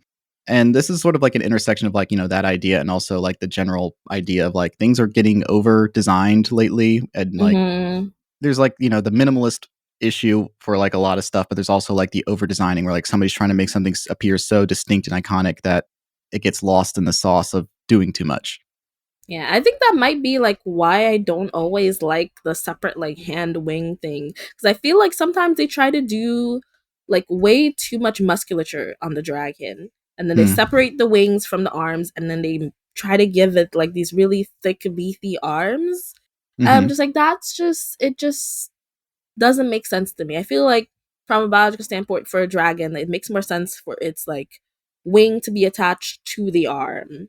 Yeah. And then it doesn't have like separate appendages to worry about. It has that like all-in-one function. It's less costly biologically to be evolved in that way. Right. Now I'm just thinking about like the logistics of like, man, that heavy creature having like wings while having to like carry like the muscly buff form of like that's separate of its arms. That's that is a logistical problem. But thank you for that. I really appreciate getting into the biology of an anatomy of these fictional. I genuinely love discussions like this and like me too. And like because it comes back to reality. I feel like judging also from reptiles, extant reptiles that we have today that have like gliding abilities. They don't have those gliding abilities from something that's like added on to them or developed like things that have grown out of their back. The appendages that they have to help them glide are added to features that they already have, which is more like efficient energy wise, and also like from a biological standpoint, from like safety, survival, that it makes more sense. It's easier to hide, it's easier to run around, it's easier to have that dual purpose where you can easily move around, your wings don't get caught in things, but if you need to jump off and glide away into the distance, you jump off and you glide. It's very easy to do that.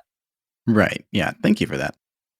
Talking about the party composition of like the different, like not only like, oh, these things do different things in battle, and they also have like their things that interact with the overworld, like Bo being able to hunt creatures that are in the overworld and you picking up like their items as like health items or things that you can use for getting your magic back, or like how Gobi can like help you guys swim underwater, how Nina can eventually become a creature that can fly you over the overworld instantly, which is a very rewarding like late game thing. There's that part of it where it's like this variety and composition is great, and like the ways that they are able to do different things in battle where you actually have to think like, well, what do I want out of a battle?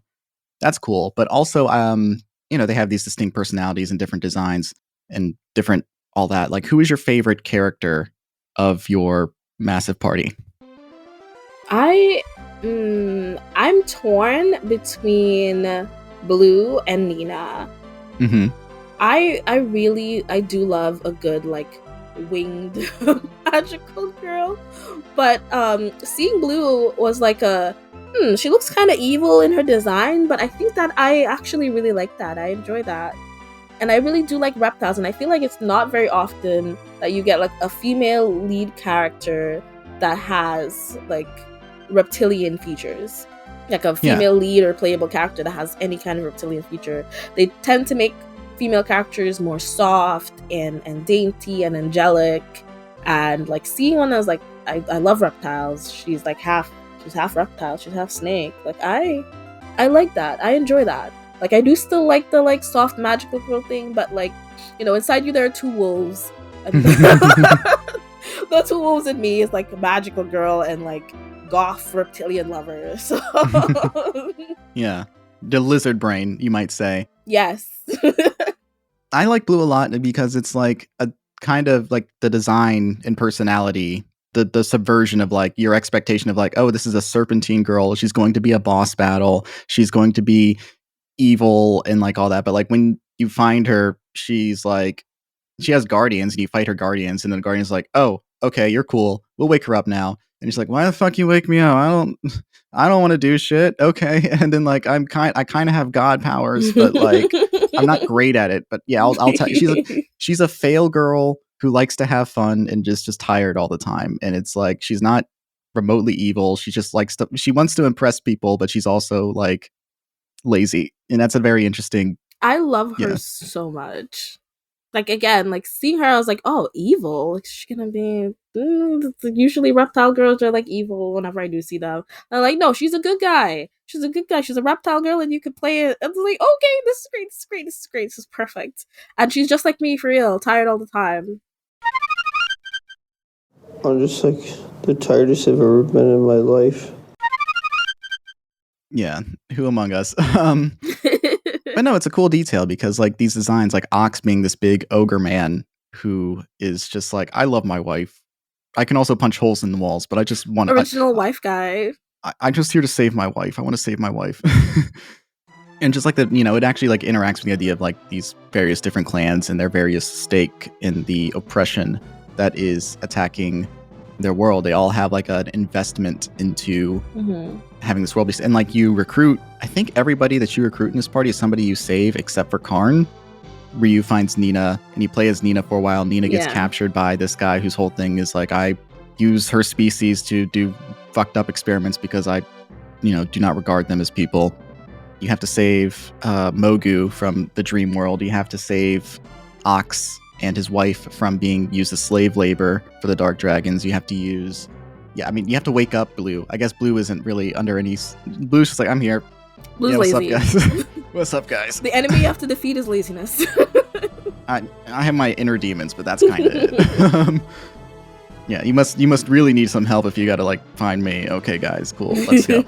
And Mogu, not Mogu, I'm the fish guy Gobi. He's just like, he says he's in it for the money, but he's just like there because like, one, he's trying to get his license to be his guild license back, but also he like is lonely in one's company because he's kind of a loser. That's a nice way to put it. Yeah, he's a failure. I don't like him very much. He's a bit grating and overbearing, but it's when you see a lot of parallels between that character and a character like Jar Jar Binks. Oh, you're an underwater guy that nobody likes in his hometown, but you're also like the guy who's representing that town for your party who needs to save the world. And he's like, everybody's like, I fucking hate this guy. Go hang out with these. You invented Jar Jar Binks as an RPG character 5 years before Jar Jar Binks would be a character in a movie. Yeah. Yeah. I also don't like Gobi a lot. Like, when I think of the game, I do not ever think of Gobi. I have to admit. When I think of the game, I think of almost everybody except for Gobi. Like, Gobi is the little spot in my memory, like you like edit out someone from a picture, like I see the full picture of the party, I'm like, there's everyone, and like Gobi's missing. It's that joke from Arrested Development where it's like, I love all of my kids equally, and then like there's a flashback, she's like, I don't care for Job. And I don't care for Gobi. I should make that.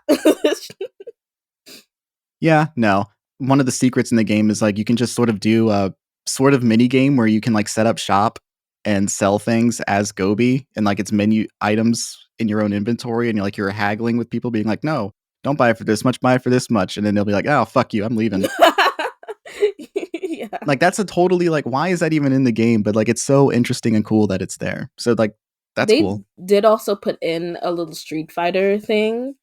Oh god, I forgot who it is you have to talk to. But you have to say yes and no to him in a specific sequence, and then it like gives you a little room with Chun-Li in it, and she does her kick. Like, that's like, why would you put that in there? Like, there's no reason to put that in there, but it's fun. I love it. Yeah, you go to Bleak, and there's someone for it's like, hey, for like, you give me a couple bucks, I can show you a magic trick. Oh, and yeah, he's like, I'll make 100 gold disappear. Yeah, but like they do that, and they're like, you like you said, you like answer like their questions in like the right order, and then they're like, my magic trick is I turn into Chun-Li from Street Fighter, and I'm like, oh, okay, interesting. Is this supposed to be like an erotic thing? I don't know. This pixels to me, but like it's cool that the cameo is there. Yeah, they're like, let's throw her in.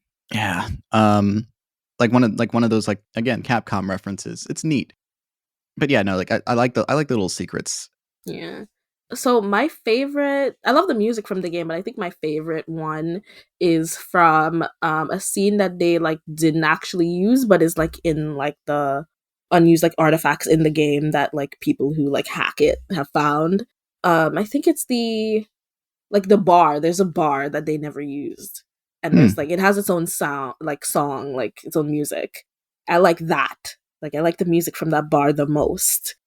Yeah, that's interesting. I didn't know that. I'm going to absolutely edit that into this conversation.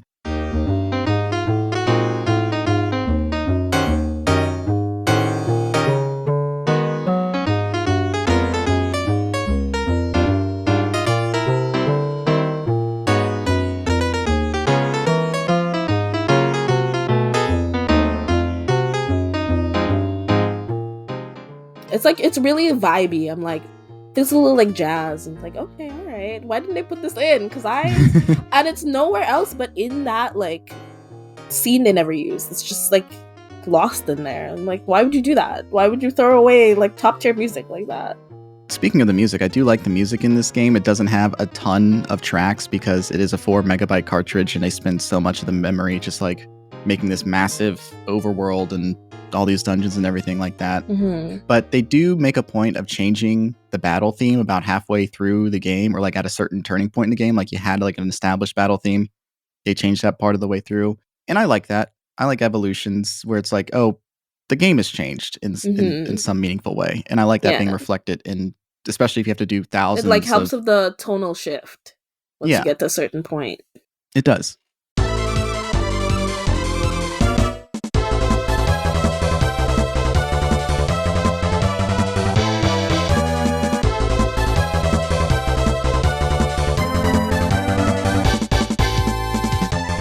But you say you really like the story of this game, and we haven't really talked too much about like the specific. What are some story moments that really make you connect with Breath of Fire?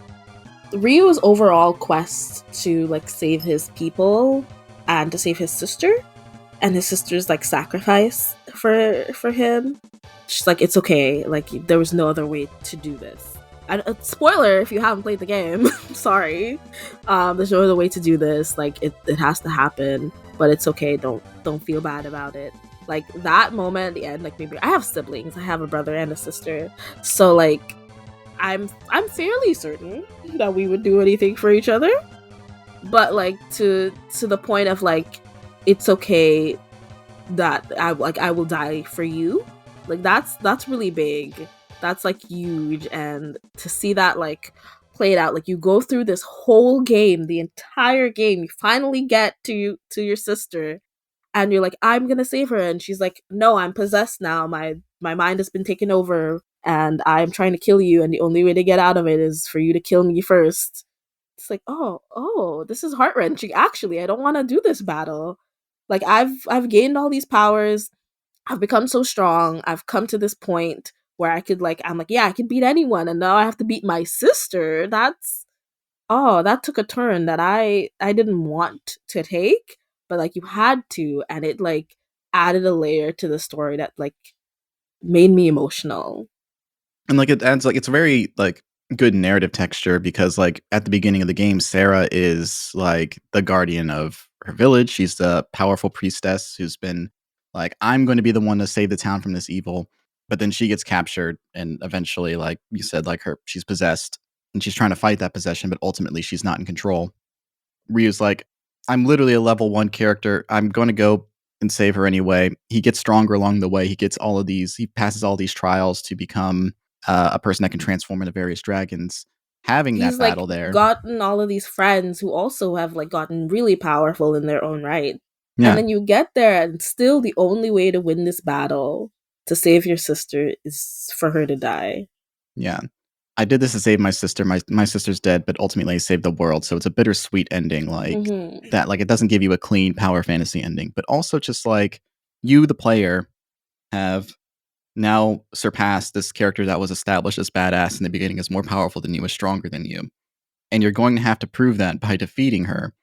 Yeah, it's tragedy mixed with like this is concrete proof that you are the one capable of saving the world now because you beat the second strongest person.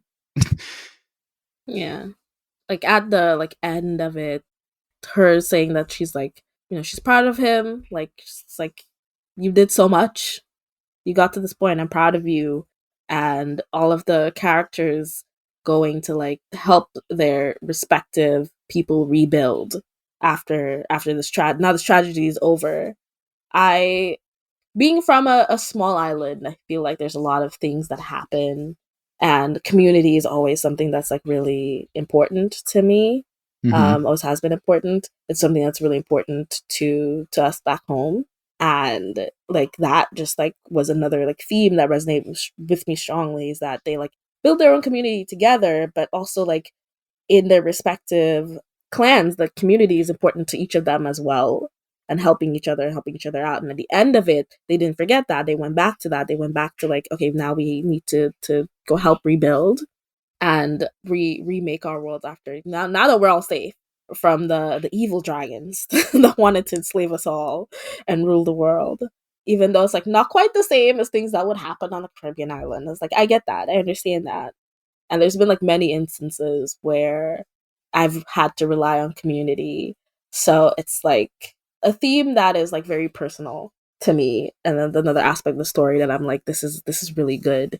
I like how they wrote that in. I like how it like feels authentic, and how you care about all these relationships that they've built, and not just like care about them within the party. You care about these people back, like how their lives are back home. Like Nina and her dad. Yeah, no, we're gonna save your dad. I'll do whatever. Yeah, they help each other. Like that's like the arc of like every character is like you help them in some way meaningfully. Like even Karn, who like doesn't like necessarily have like a struggle. Like his thing is like, like my culture is like ancient thieves that are wiped out, but like I'm trying to find the culture of it and become a better thief, carry that on. You help him. He joins your team. He's like, cool. I have confidence now. Also, I have fusing powers, by the way. That's not really thief shit, but it's cool. Just an aside. Like, I guess it was actually fusion powers and not thieving ancestry, whatever. A thing I don't care for in fantasy is just the idea that like, oh, one of these fantasy races is just like skews evil or is evil. And that isn't a thing in Breath of Fire. Every culture, every clan has good and evil represented in their different personalities. But there is like the Dark Dragons they're a hateful part of the Dragon Clan totally that also composes of the Light Dragon. So even in like this very black and white situation, it's like they're both dragon people. It's just like one is this group's bad, this group's good.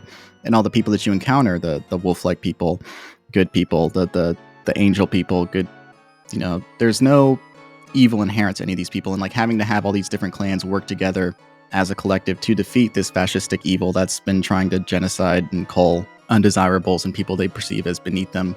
It speaks to a very broad, universal message of like how community and working together, not just being proud of your own community, but also being willing to serve the communities of others for a greater purpose than yourself.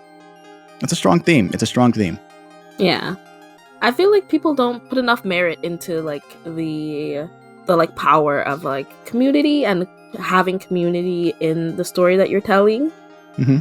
Like, I feel like some games, the focus so much is on like the hero and maybe the hero's love interest, and it like loses focus of like the people that the hero is trying to save to begin with.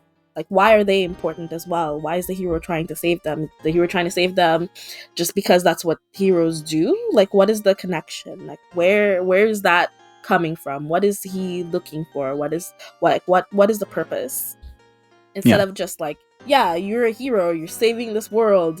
You live here, it'll be inconvenient to you that you can't live here anymore. Like, is there anything more than that?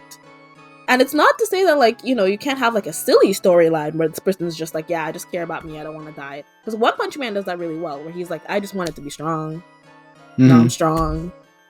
And it's a burden for me, honestly, so I kind of regret that. And also, like, you wanted to make money, and that's why he's like, yeah, I guess I'll become, like, I'll register officially as a hero. That works, but they're doing it well. They're doing it in a way that's, like, fleshed out. But to just make a game, it's like, you're the hero. Yeah, I get that. Now, not every game's perfect. We wish every game was perfect, but some games aren't. What about this game do you wish was done better?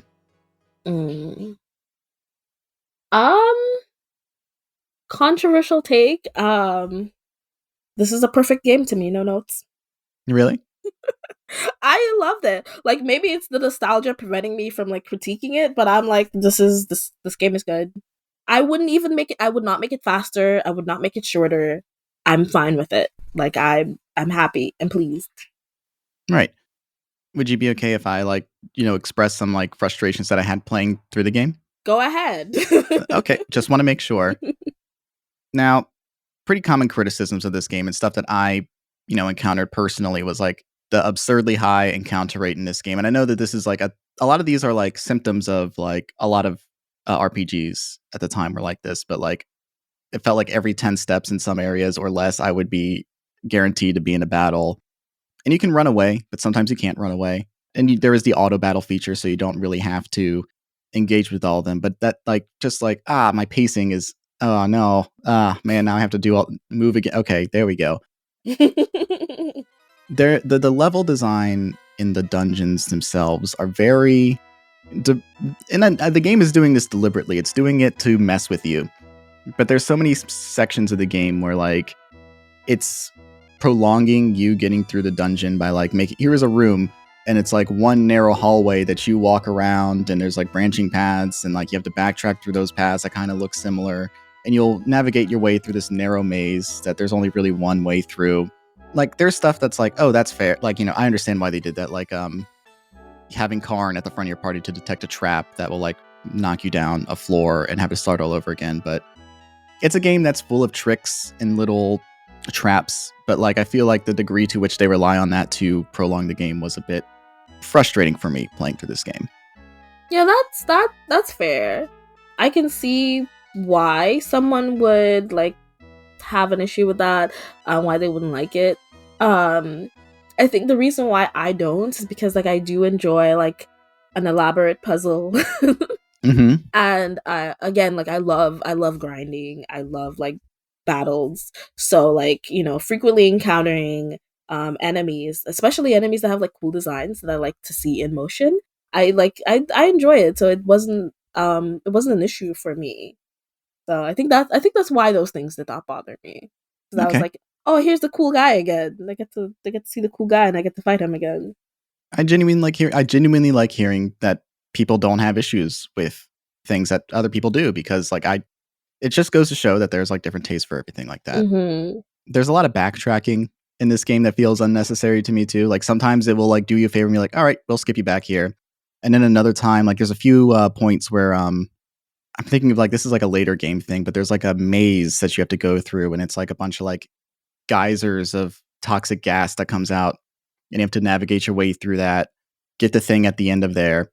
And then you have to walk your way back through the entire maze all over again. And you can't use like the warp spell to get back to the beginning of it, because if you do, you'll just go back to you can't backtrack. You can't fly, you can't warp, you can't escape. You have to just like walk through the entire thing. And I was like, oh no.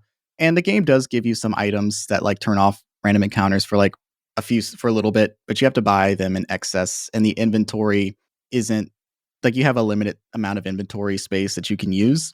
So like you can't just like stock up on like 100 of these if you want to turn off random encounters for an hour. You have to deal with like the high encounter rate and the backtracking for some extent of it.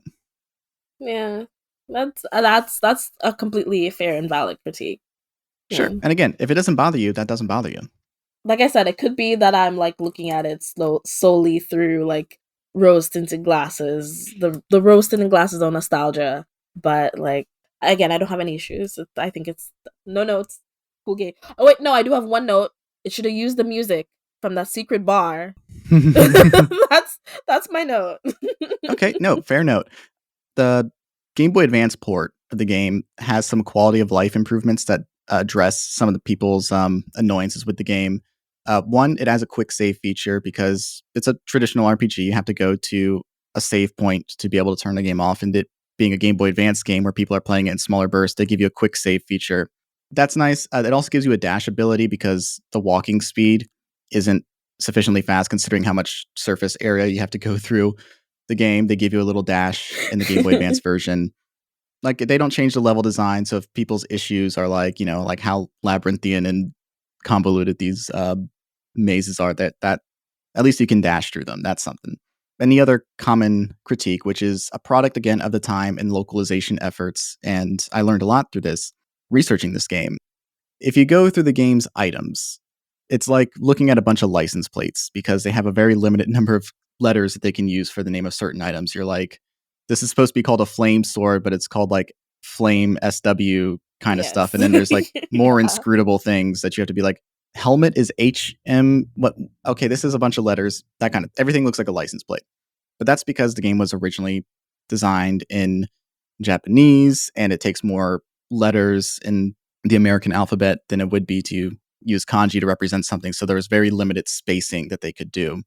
The guy who localized this game, it was like one guy who localized the entire game. It was Ted Woolsey. He also did the localization for Chrono Trigger and Final Fantasy VI. Yes. And he talked about how he worked at Square during this period of time. And he's like, there's a really good interview that I'll link to in the description of this episode where he talks about his experience as a localization, as a person who worked in localization and the problems that came up about it and why they are the way that they are. And there's like the common things that people understood, like, oh, there was limited text space. And that's why like all these words are weird. And that's why we had to change the names of certain things. Like one of the most common like complaints about the localization of Chrono Trigger is how they had to shorten the name of Chrono to CRONO when the game is called CHRONO Trigger. But he was saying like, not only do you have to worry about like the actual limited space of text, like per like, item slot or whatever, but these games were built on 4 megabyte cartridges. So like the actual amount of like memory space, we would have to make sacrifices on words or phrases or like how much text that we could put into the game overall, because if it took up too much space, it's like, well, we're not cutting content from the game. Let's change the names of things to be shorter to help save text. And he was dealing with a lot of limitations, like storage, not just the actual like having to translate one thing from another thing and having limited spaces and windows to do things, but just like he had a month to localize an entire RPG. It was mainly just him doing it. He'd have to play through the games, and like he would have to also like have notes received from the developers if they were giving him notes at all. There was a lot of pressure and labor that goes into it. So I admire that. I admire the localization effort. So I'm not going to say like, personally, in a perfect world, we would have a perfect localization. That wasn't realistic at the time. And I think he did an admirable job. Yeah, I think he did a pretty good job. Like initially it takes you a minute to try to figure out like exactly what is what in your inventory. You're like, what? But once you get the hang of it, I feel like it's fairly smooth from there. And another thing that he talks about in the interview that, again, I've linked in the description of this episode, is he talks about, another thing that we have to deal with localization was like the censorship or pressure of censorship at the time. Like for a game published on a Nintendo console in the mid to late 90s, the video game controversy, like the whole like controversy of censorship, and like games like Mortal Kombat that had like hyper violence and things. Nintendo wanted to avoid any sort of controversy in any of their games. So like there were like demands, like you can't have religious references in the American versions of games. You can't have, alcohol references. You can't have no swear words, things like that. So like people who criticize these things for being like babying the words down is also just kind of like, well, Nintendo told me that we had to follow these certain rules. So on top of everything else, like I had to like change the script a little bit, guys. I'm sorry. It's important to know the historical context of like a lot of decisions. Yeah, I didn't know all of that. That's cool. Yeah. And famously, we talked about this earlier. There's multiple Breath of Fire games. There was a Breath of Fire game that was released a couple years later on the Super Nintendo called Breath of Fire 2. And that localization was handled by Capcom instead of Square. And it's a famously bad localization that people have a lot of issues with. Like there's like major grammatical issues, translation errors, things that don't make sense, so much more change. So a testament to how localization went for the first one and how much effort went into that versus like when Capcom had to handle it themselves for literally the sequel to the game. It made me appreciate one more, seeing the translation issues that the second one went through. Yeah, no, I remember like the learning curve on the inventory items, and I remember like later on looking it up and that they explained that it was like that because they had to like translate it from Japanese and they didn't have like enough character space. And I was like, oh, that makes sense. That makes sense. I haven't played the other Breath of Fire games. I feel like if I play them, it's gonna ruin it for me because I feel like this one's so perfect. So I'm scared. So I don't know how bad the localization is for the other one, but like it's like really good to know that like full background and like what he like had to change and how it ended up the way it is. Because I think like was it 2 years ago I watched somebody else play Breath of Fire, and like that was one of their main complaints was that like I don't know what's in this inventory, like what is the, like this doesn't make sense. And this was their first time playing it. They had never looked it up before. They're like, yeah, people have said this is a good RPG, so I'm gonna play it. And they're like, what is this supposed to be? I don't understand. Yeah, there's a learning curve for that. Definitely have a guide handy. So you said you haven't played any of the other entries in the Breath of Fire series, is that right? Yeah. Well, Breath of Fire 2 is on the Super Nintendo Online, but what a lot of people recommend is that you emulate it so you can mod it with a translation patch that fixes the translation issues, because apparently it makes the game dramatically more enjoyable. 3, 4, and 5 have never been ported from their original consoles, which were for 3 and 4, the PlayStation 1, and for the 5th one, the PlayStation 2. Why not? I don't know. I think some people say there's like maybe rights issues that go into it because of something. There's like apparently I heard licensing issues is like an error, but I couldn't find any conclusive things on it. But I've seen the art style for especially the PlayStation entries, and I am really charmed by it, and I really want to play those, especially because a lot of people I know who really enjoy RPGs talk up the sequels of this game as having great stories, beautiful art style, and like some people really talk up the fishing mechanics of the 3rd and 4th games. And it's like I would really like to check. I love a good fishing mini game. Yeah. I do enjoy a fishing mini game. I think I just like I'm holding on to the nostalgia of the first one so hard. I'm like, I don't know about any of this. I really do want to try them though, and I should play them. I think I'm gonna try to do that. Seeing as, there's no other way to get 3 and 4, I might as well pirate it. It seems like the only ethical choice. If Capcom doesn't want to make money off of it, I'm not gonna give them money for it. Do what you gotta do. Listen, I'm simply enjoying the media that they created. That's all. And it means so much to you. You put Breath of Fire into my life. I hope this motivates you to play the subsequent entries however you can. Now, this is about meaningful and memorable video games. What impact would you say this game made on you? I think Breath of Fire definitely made me the gamer that I am today. It made me more like patient gamer. As well as like it like really sparked that need to be like a completionist. If I ever like stream or anything and you see me playing Pokemon, I am like, where is every Pokeball that is out here that has an item? I need to find it. I need to figure out every secret. I need to find every cavern, every secret. That's how I play every game now. Because like from playing Breath of Fire, I'm like, okay, I didn't know that people put so many secrets into games, and now I have to like find it all. I would like to know what everything is, because I feel like also for the developer to go into the care of like making something like, that's special and hidden that they would like you to work to find, if you care enough, if you care enough about the thing that they've created, then it just feels special. It feels special. So like that really sparked that for me. Further love for like in-game puzzles and figuring out a maze in a dungeon. Like I started playing Dungeons and Dragons because it's like this seems similar. This seems like the same thing. There are Dungeons and Dragons. There are dungeons and there are dragons. So yeah. It is the logical next step. And also like I mentioned earlier, like I've learned the value of patience. Growing up, the value of like taking your time, how rewarding something can be when you finally like get all the way through it and you've won at the end. You get a great fulfilling thing at the end. You get to know what happens next. That just stuck with me. Also, like it's just a really good game. It's a great like nerd thing. It's beautiful. I love a dragon. I'm not above saying that I love a dragon just because it's a dragon. I love a good dragon. Any game that lets me be a dragon cannot be too bad. So, yeah, it's fun, and it gave me a world to be in where I could figure things out in ways that made sense to me. and ways that were like safe and cool and interesting, and allowed me to like be in the shoes of someone who had a different kind of power to change things, and how I can figure out how I can change things in real life. It's lovely. Thank you. Only Thank I you can't so turn much. into a dragon, so Would that we could. Yeah.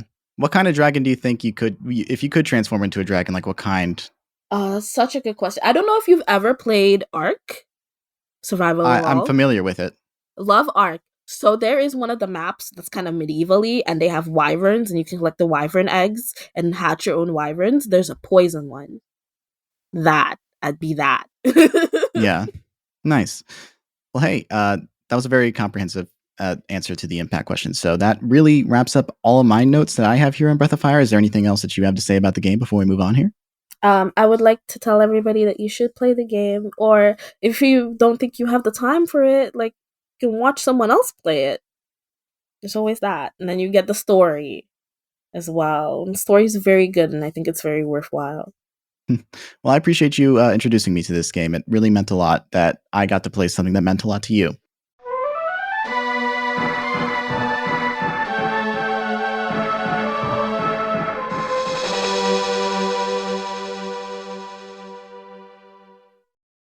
Before we wrap up this episode, I always allow a little bit of space for the guests to give some recommendations based off of their enjoyment of the game that we talked about.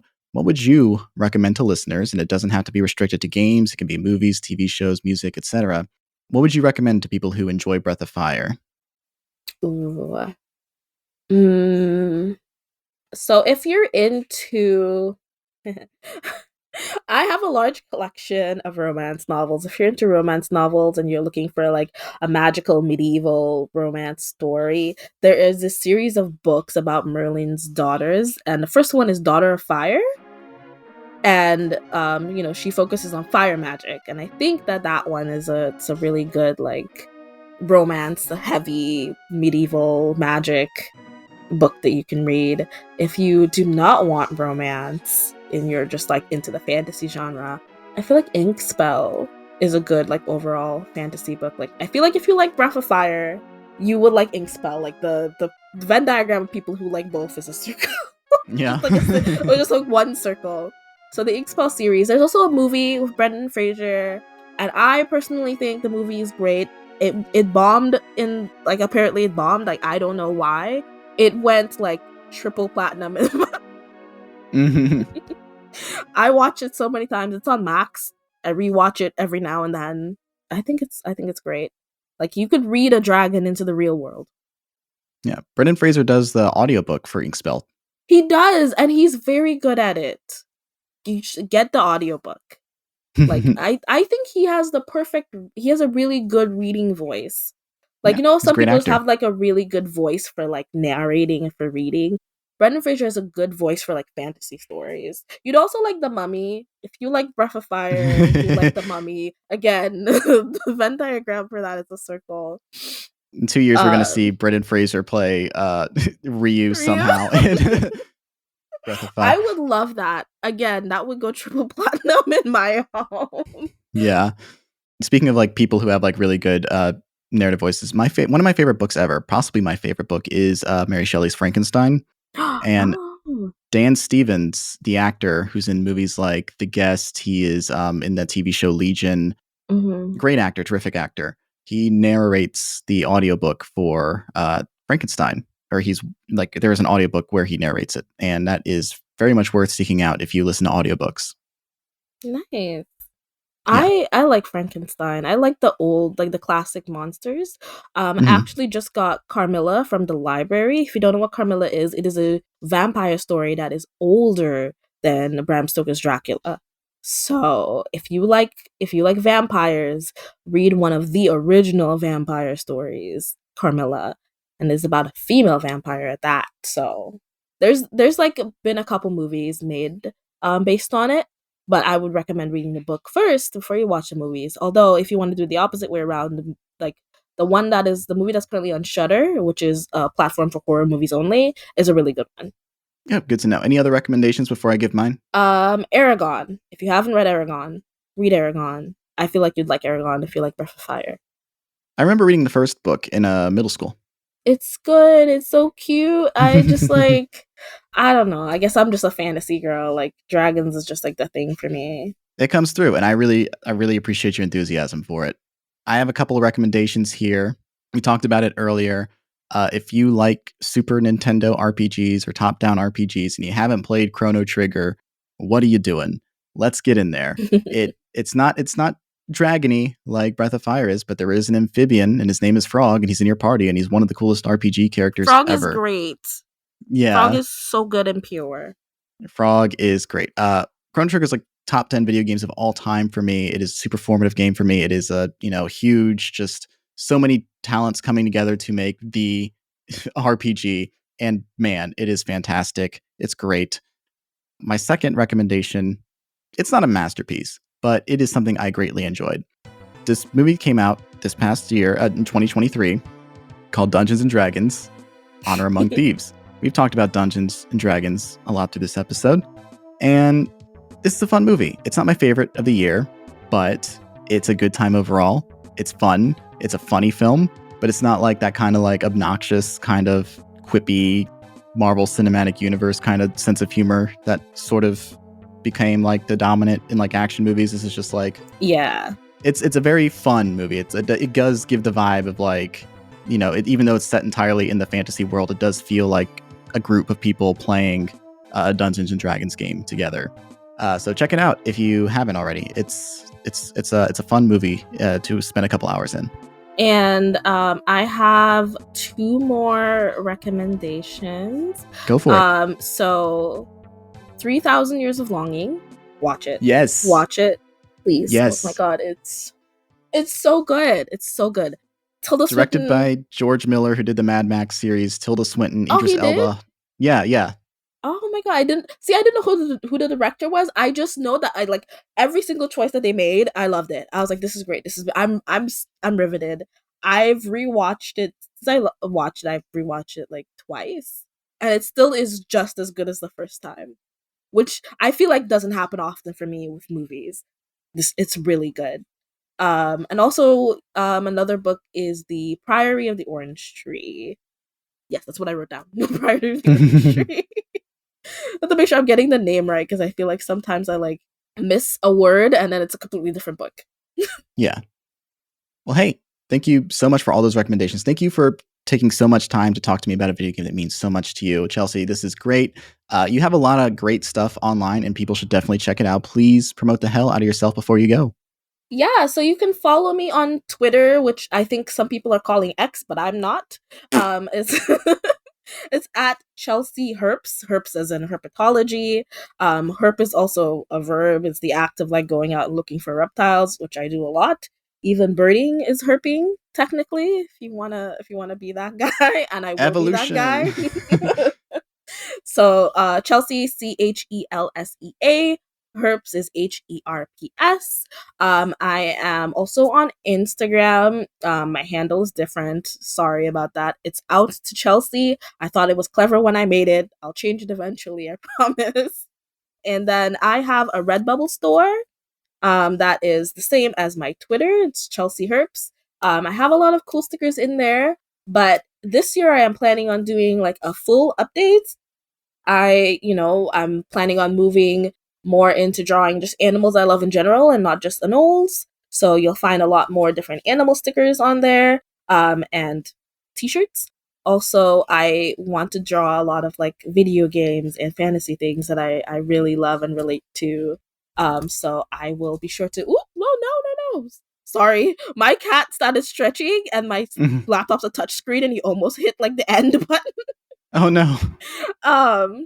Yeah. So I plan on adding a lot of fantasy related things or other things that I grew up with that are nostalgic to me, like making little like sticker sets that are related to that. So if you like Klonoa and you like Breath of Fire, look out eventually for things that I will upload there. And Pokemon. Yeah. Well, again, thank you so much for taking the time to be on this show. I'm going to include a link to the projects you're involved in the description of this episode so people can easily access that as well. Yes. Thank you again, Chelsea, for being on the show. And thank you so much for listening to this episode of Select and Start. Once again, I am your host, editor, and promoter, Keifer. If you enjoyed this episode, please give the show a positive review wherever you're listening to this. Engagement helps the show, and your feedback will improve it. And if you want to get more engaged, give the show a follow on Twitter at SelectPodStart. If you have thoughts about Breath of Fire or any other games we've discussed, send a DM or leave a comment, and I will gladly read it on the show. You can also support me on Patreon. If you pledge at least $1 a month, you will get early access to new episodes as well as extended episodes with exclusive content. That's on patreon.com/Keifer's Corner. You can find a link to that and the rest of my projects in the description of this episode. Select and Start is part of the Moonshot Network, which is supported by its own Patreon. Find out more on moonshotpods.com. The art for the show is made by my best friend, Avery Ott. You can follow him on social media with the handle at AveryRobinOtt. That's AVRY Robin OTT. The show's theme song was composed by Mike Petrie. You can check out the links in the description for all of their works, as well as Chelsea's. All right, I think that's it. People live and die, as countless as the stars in the sky, as fleeting as foam in water. Why are we brought into this world, only to depart so quickly? On a cosmic scale, our lives flash by in the blink of an eye.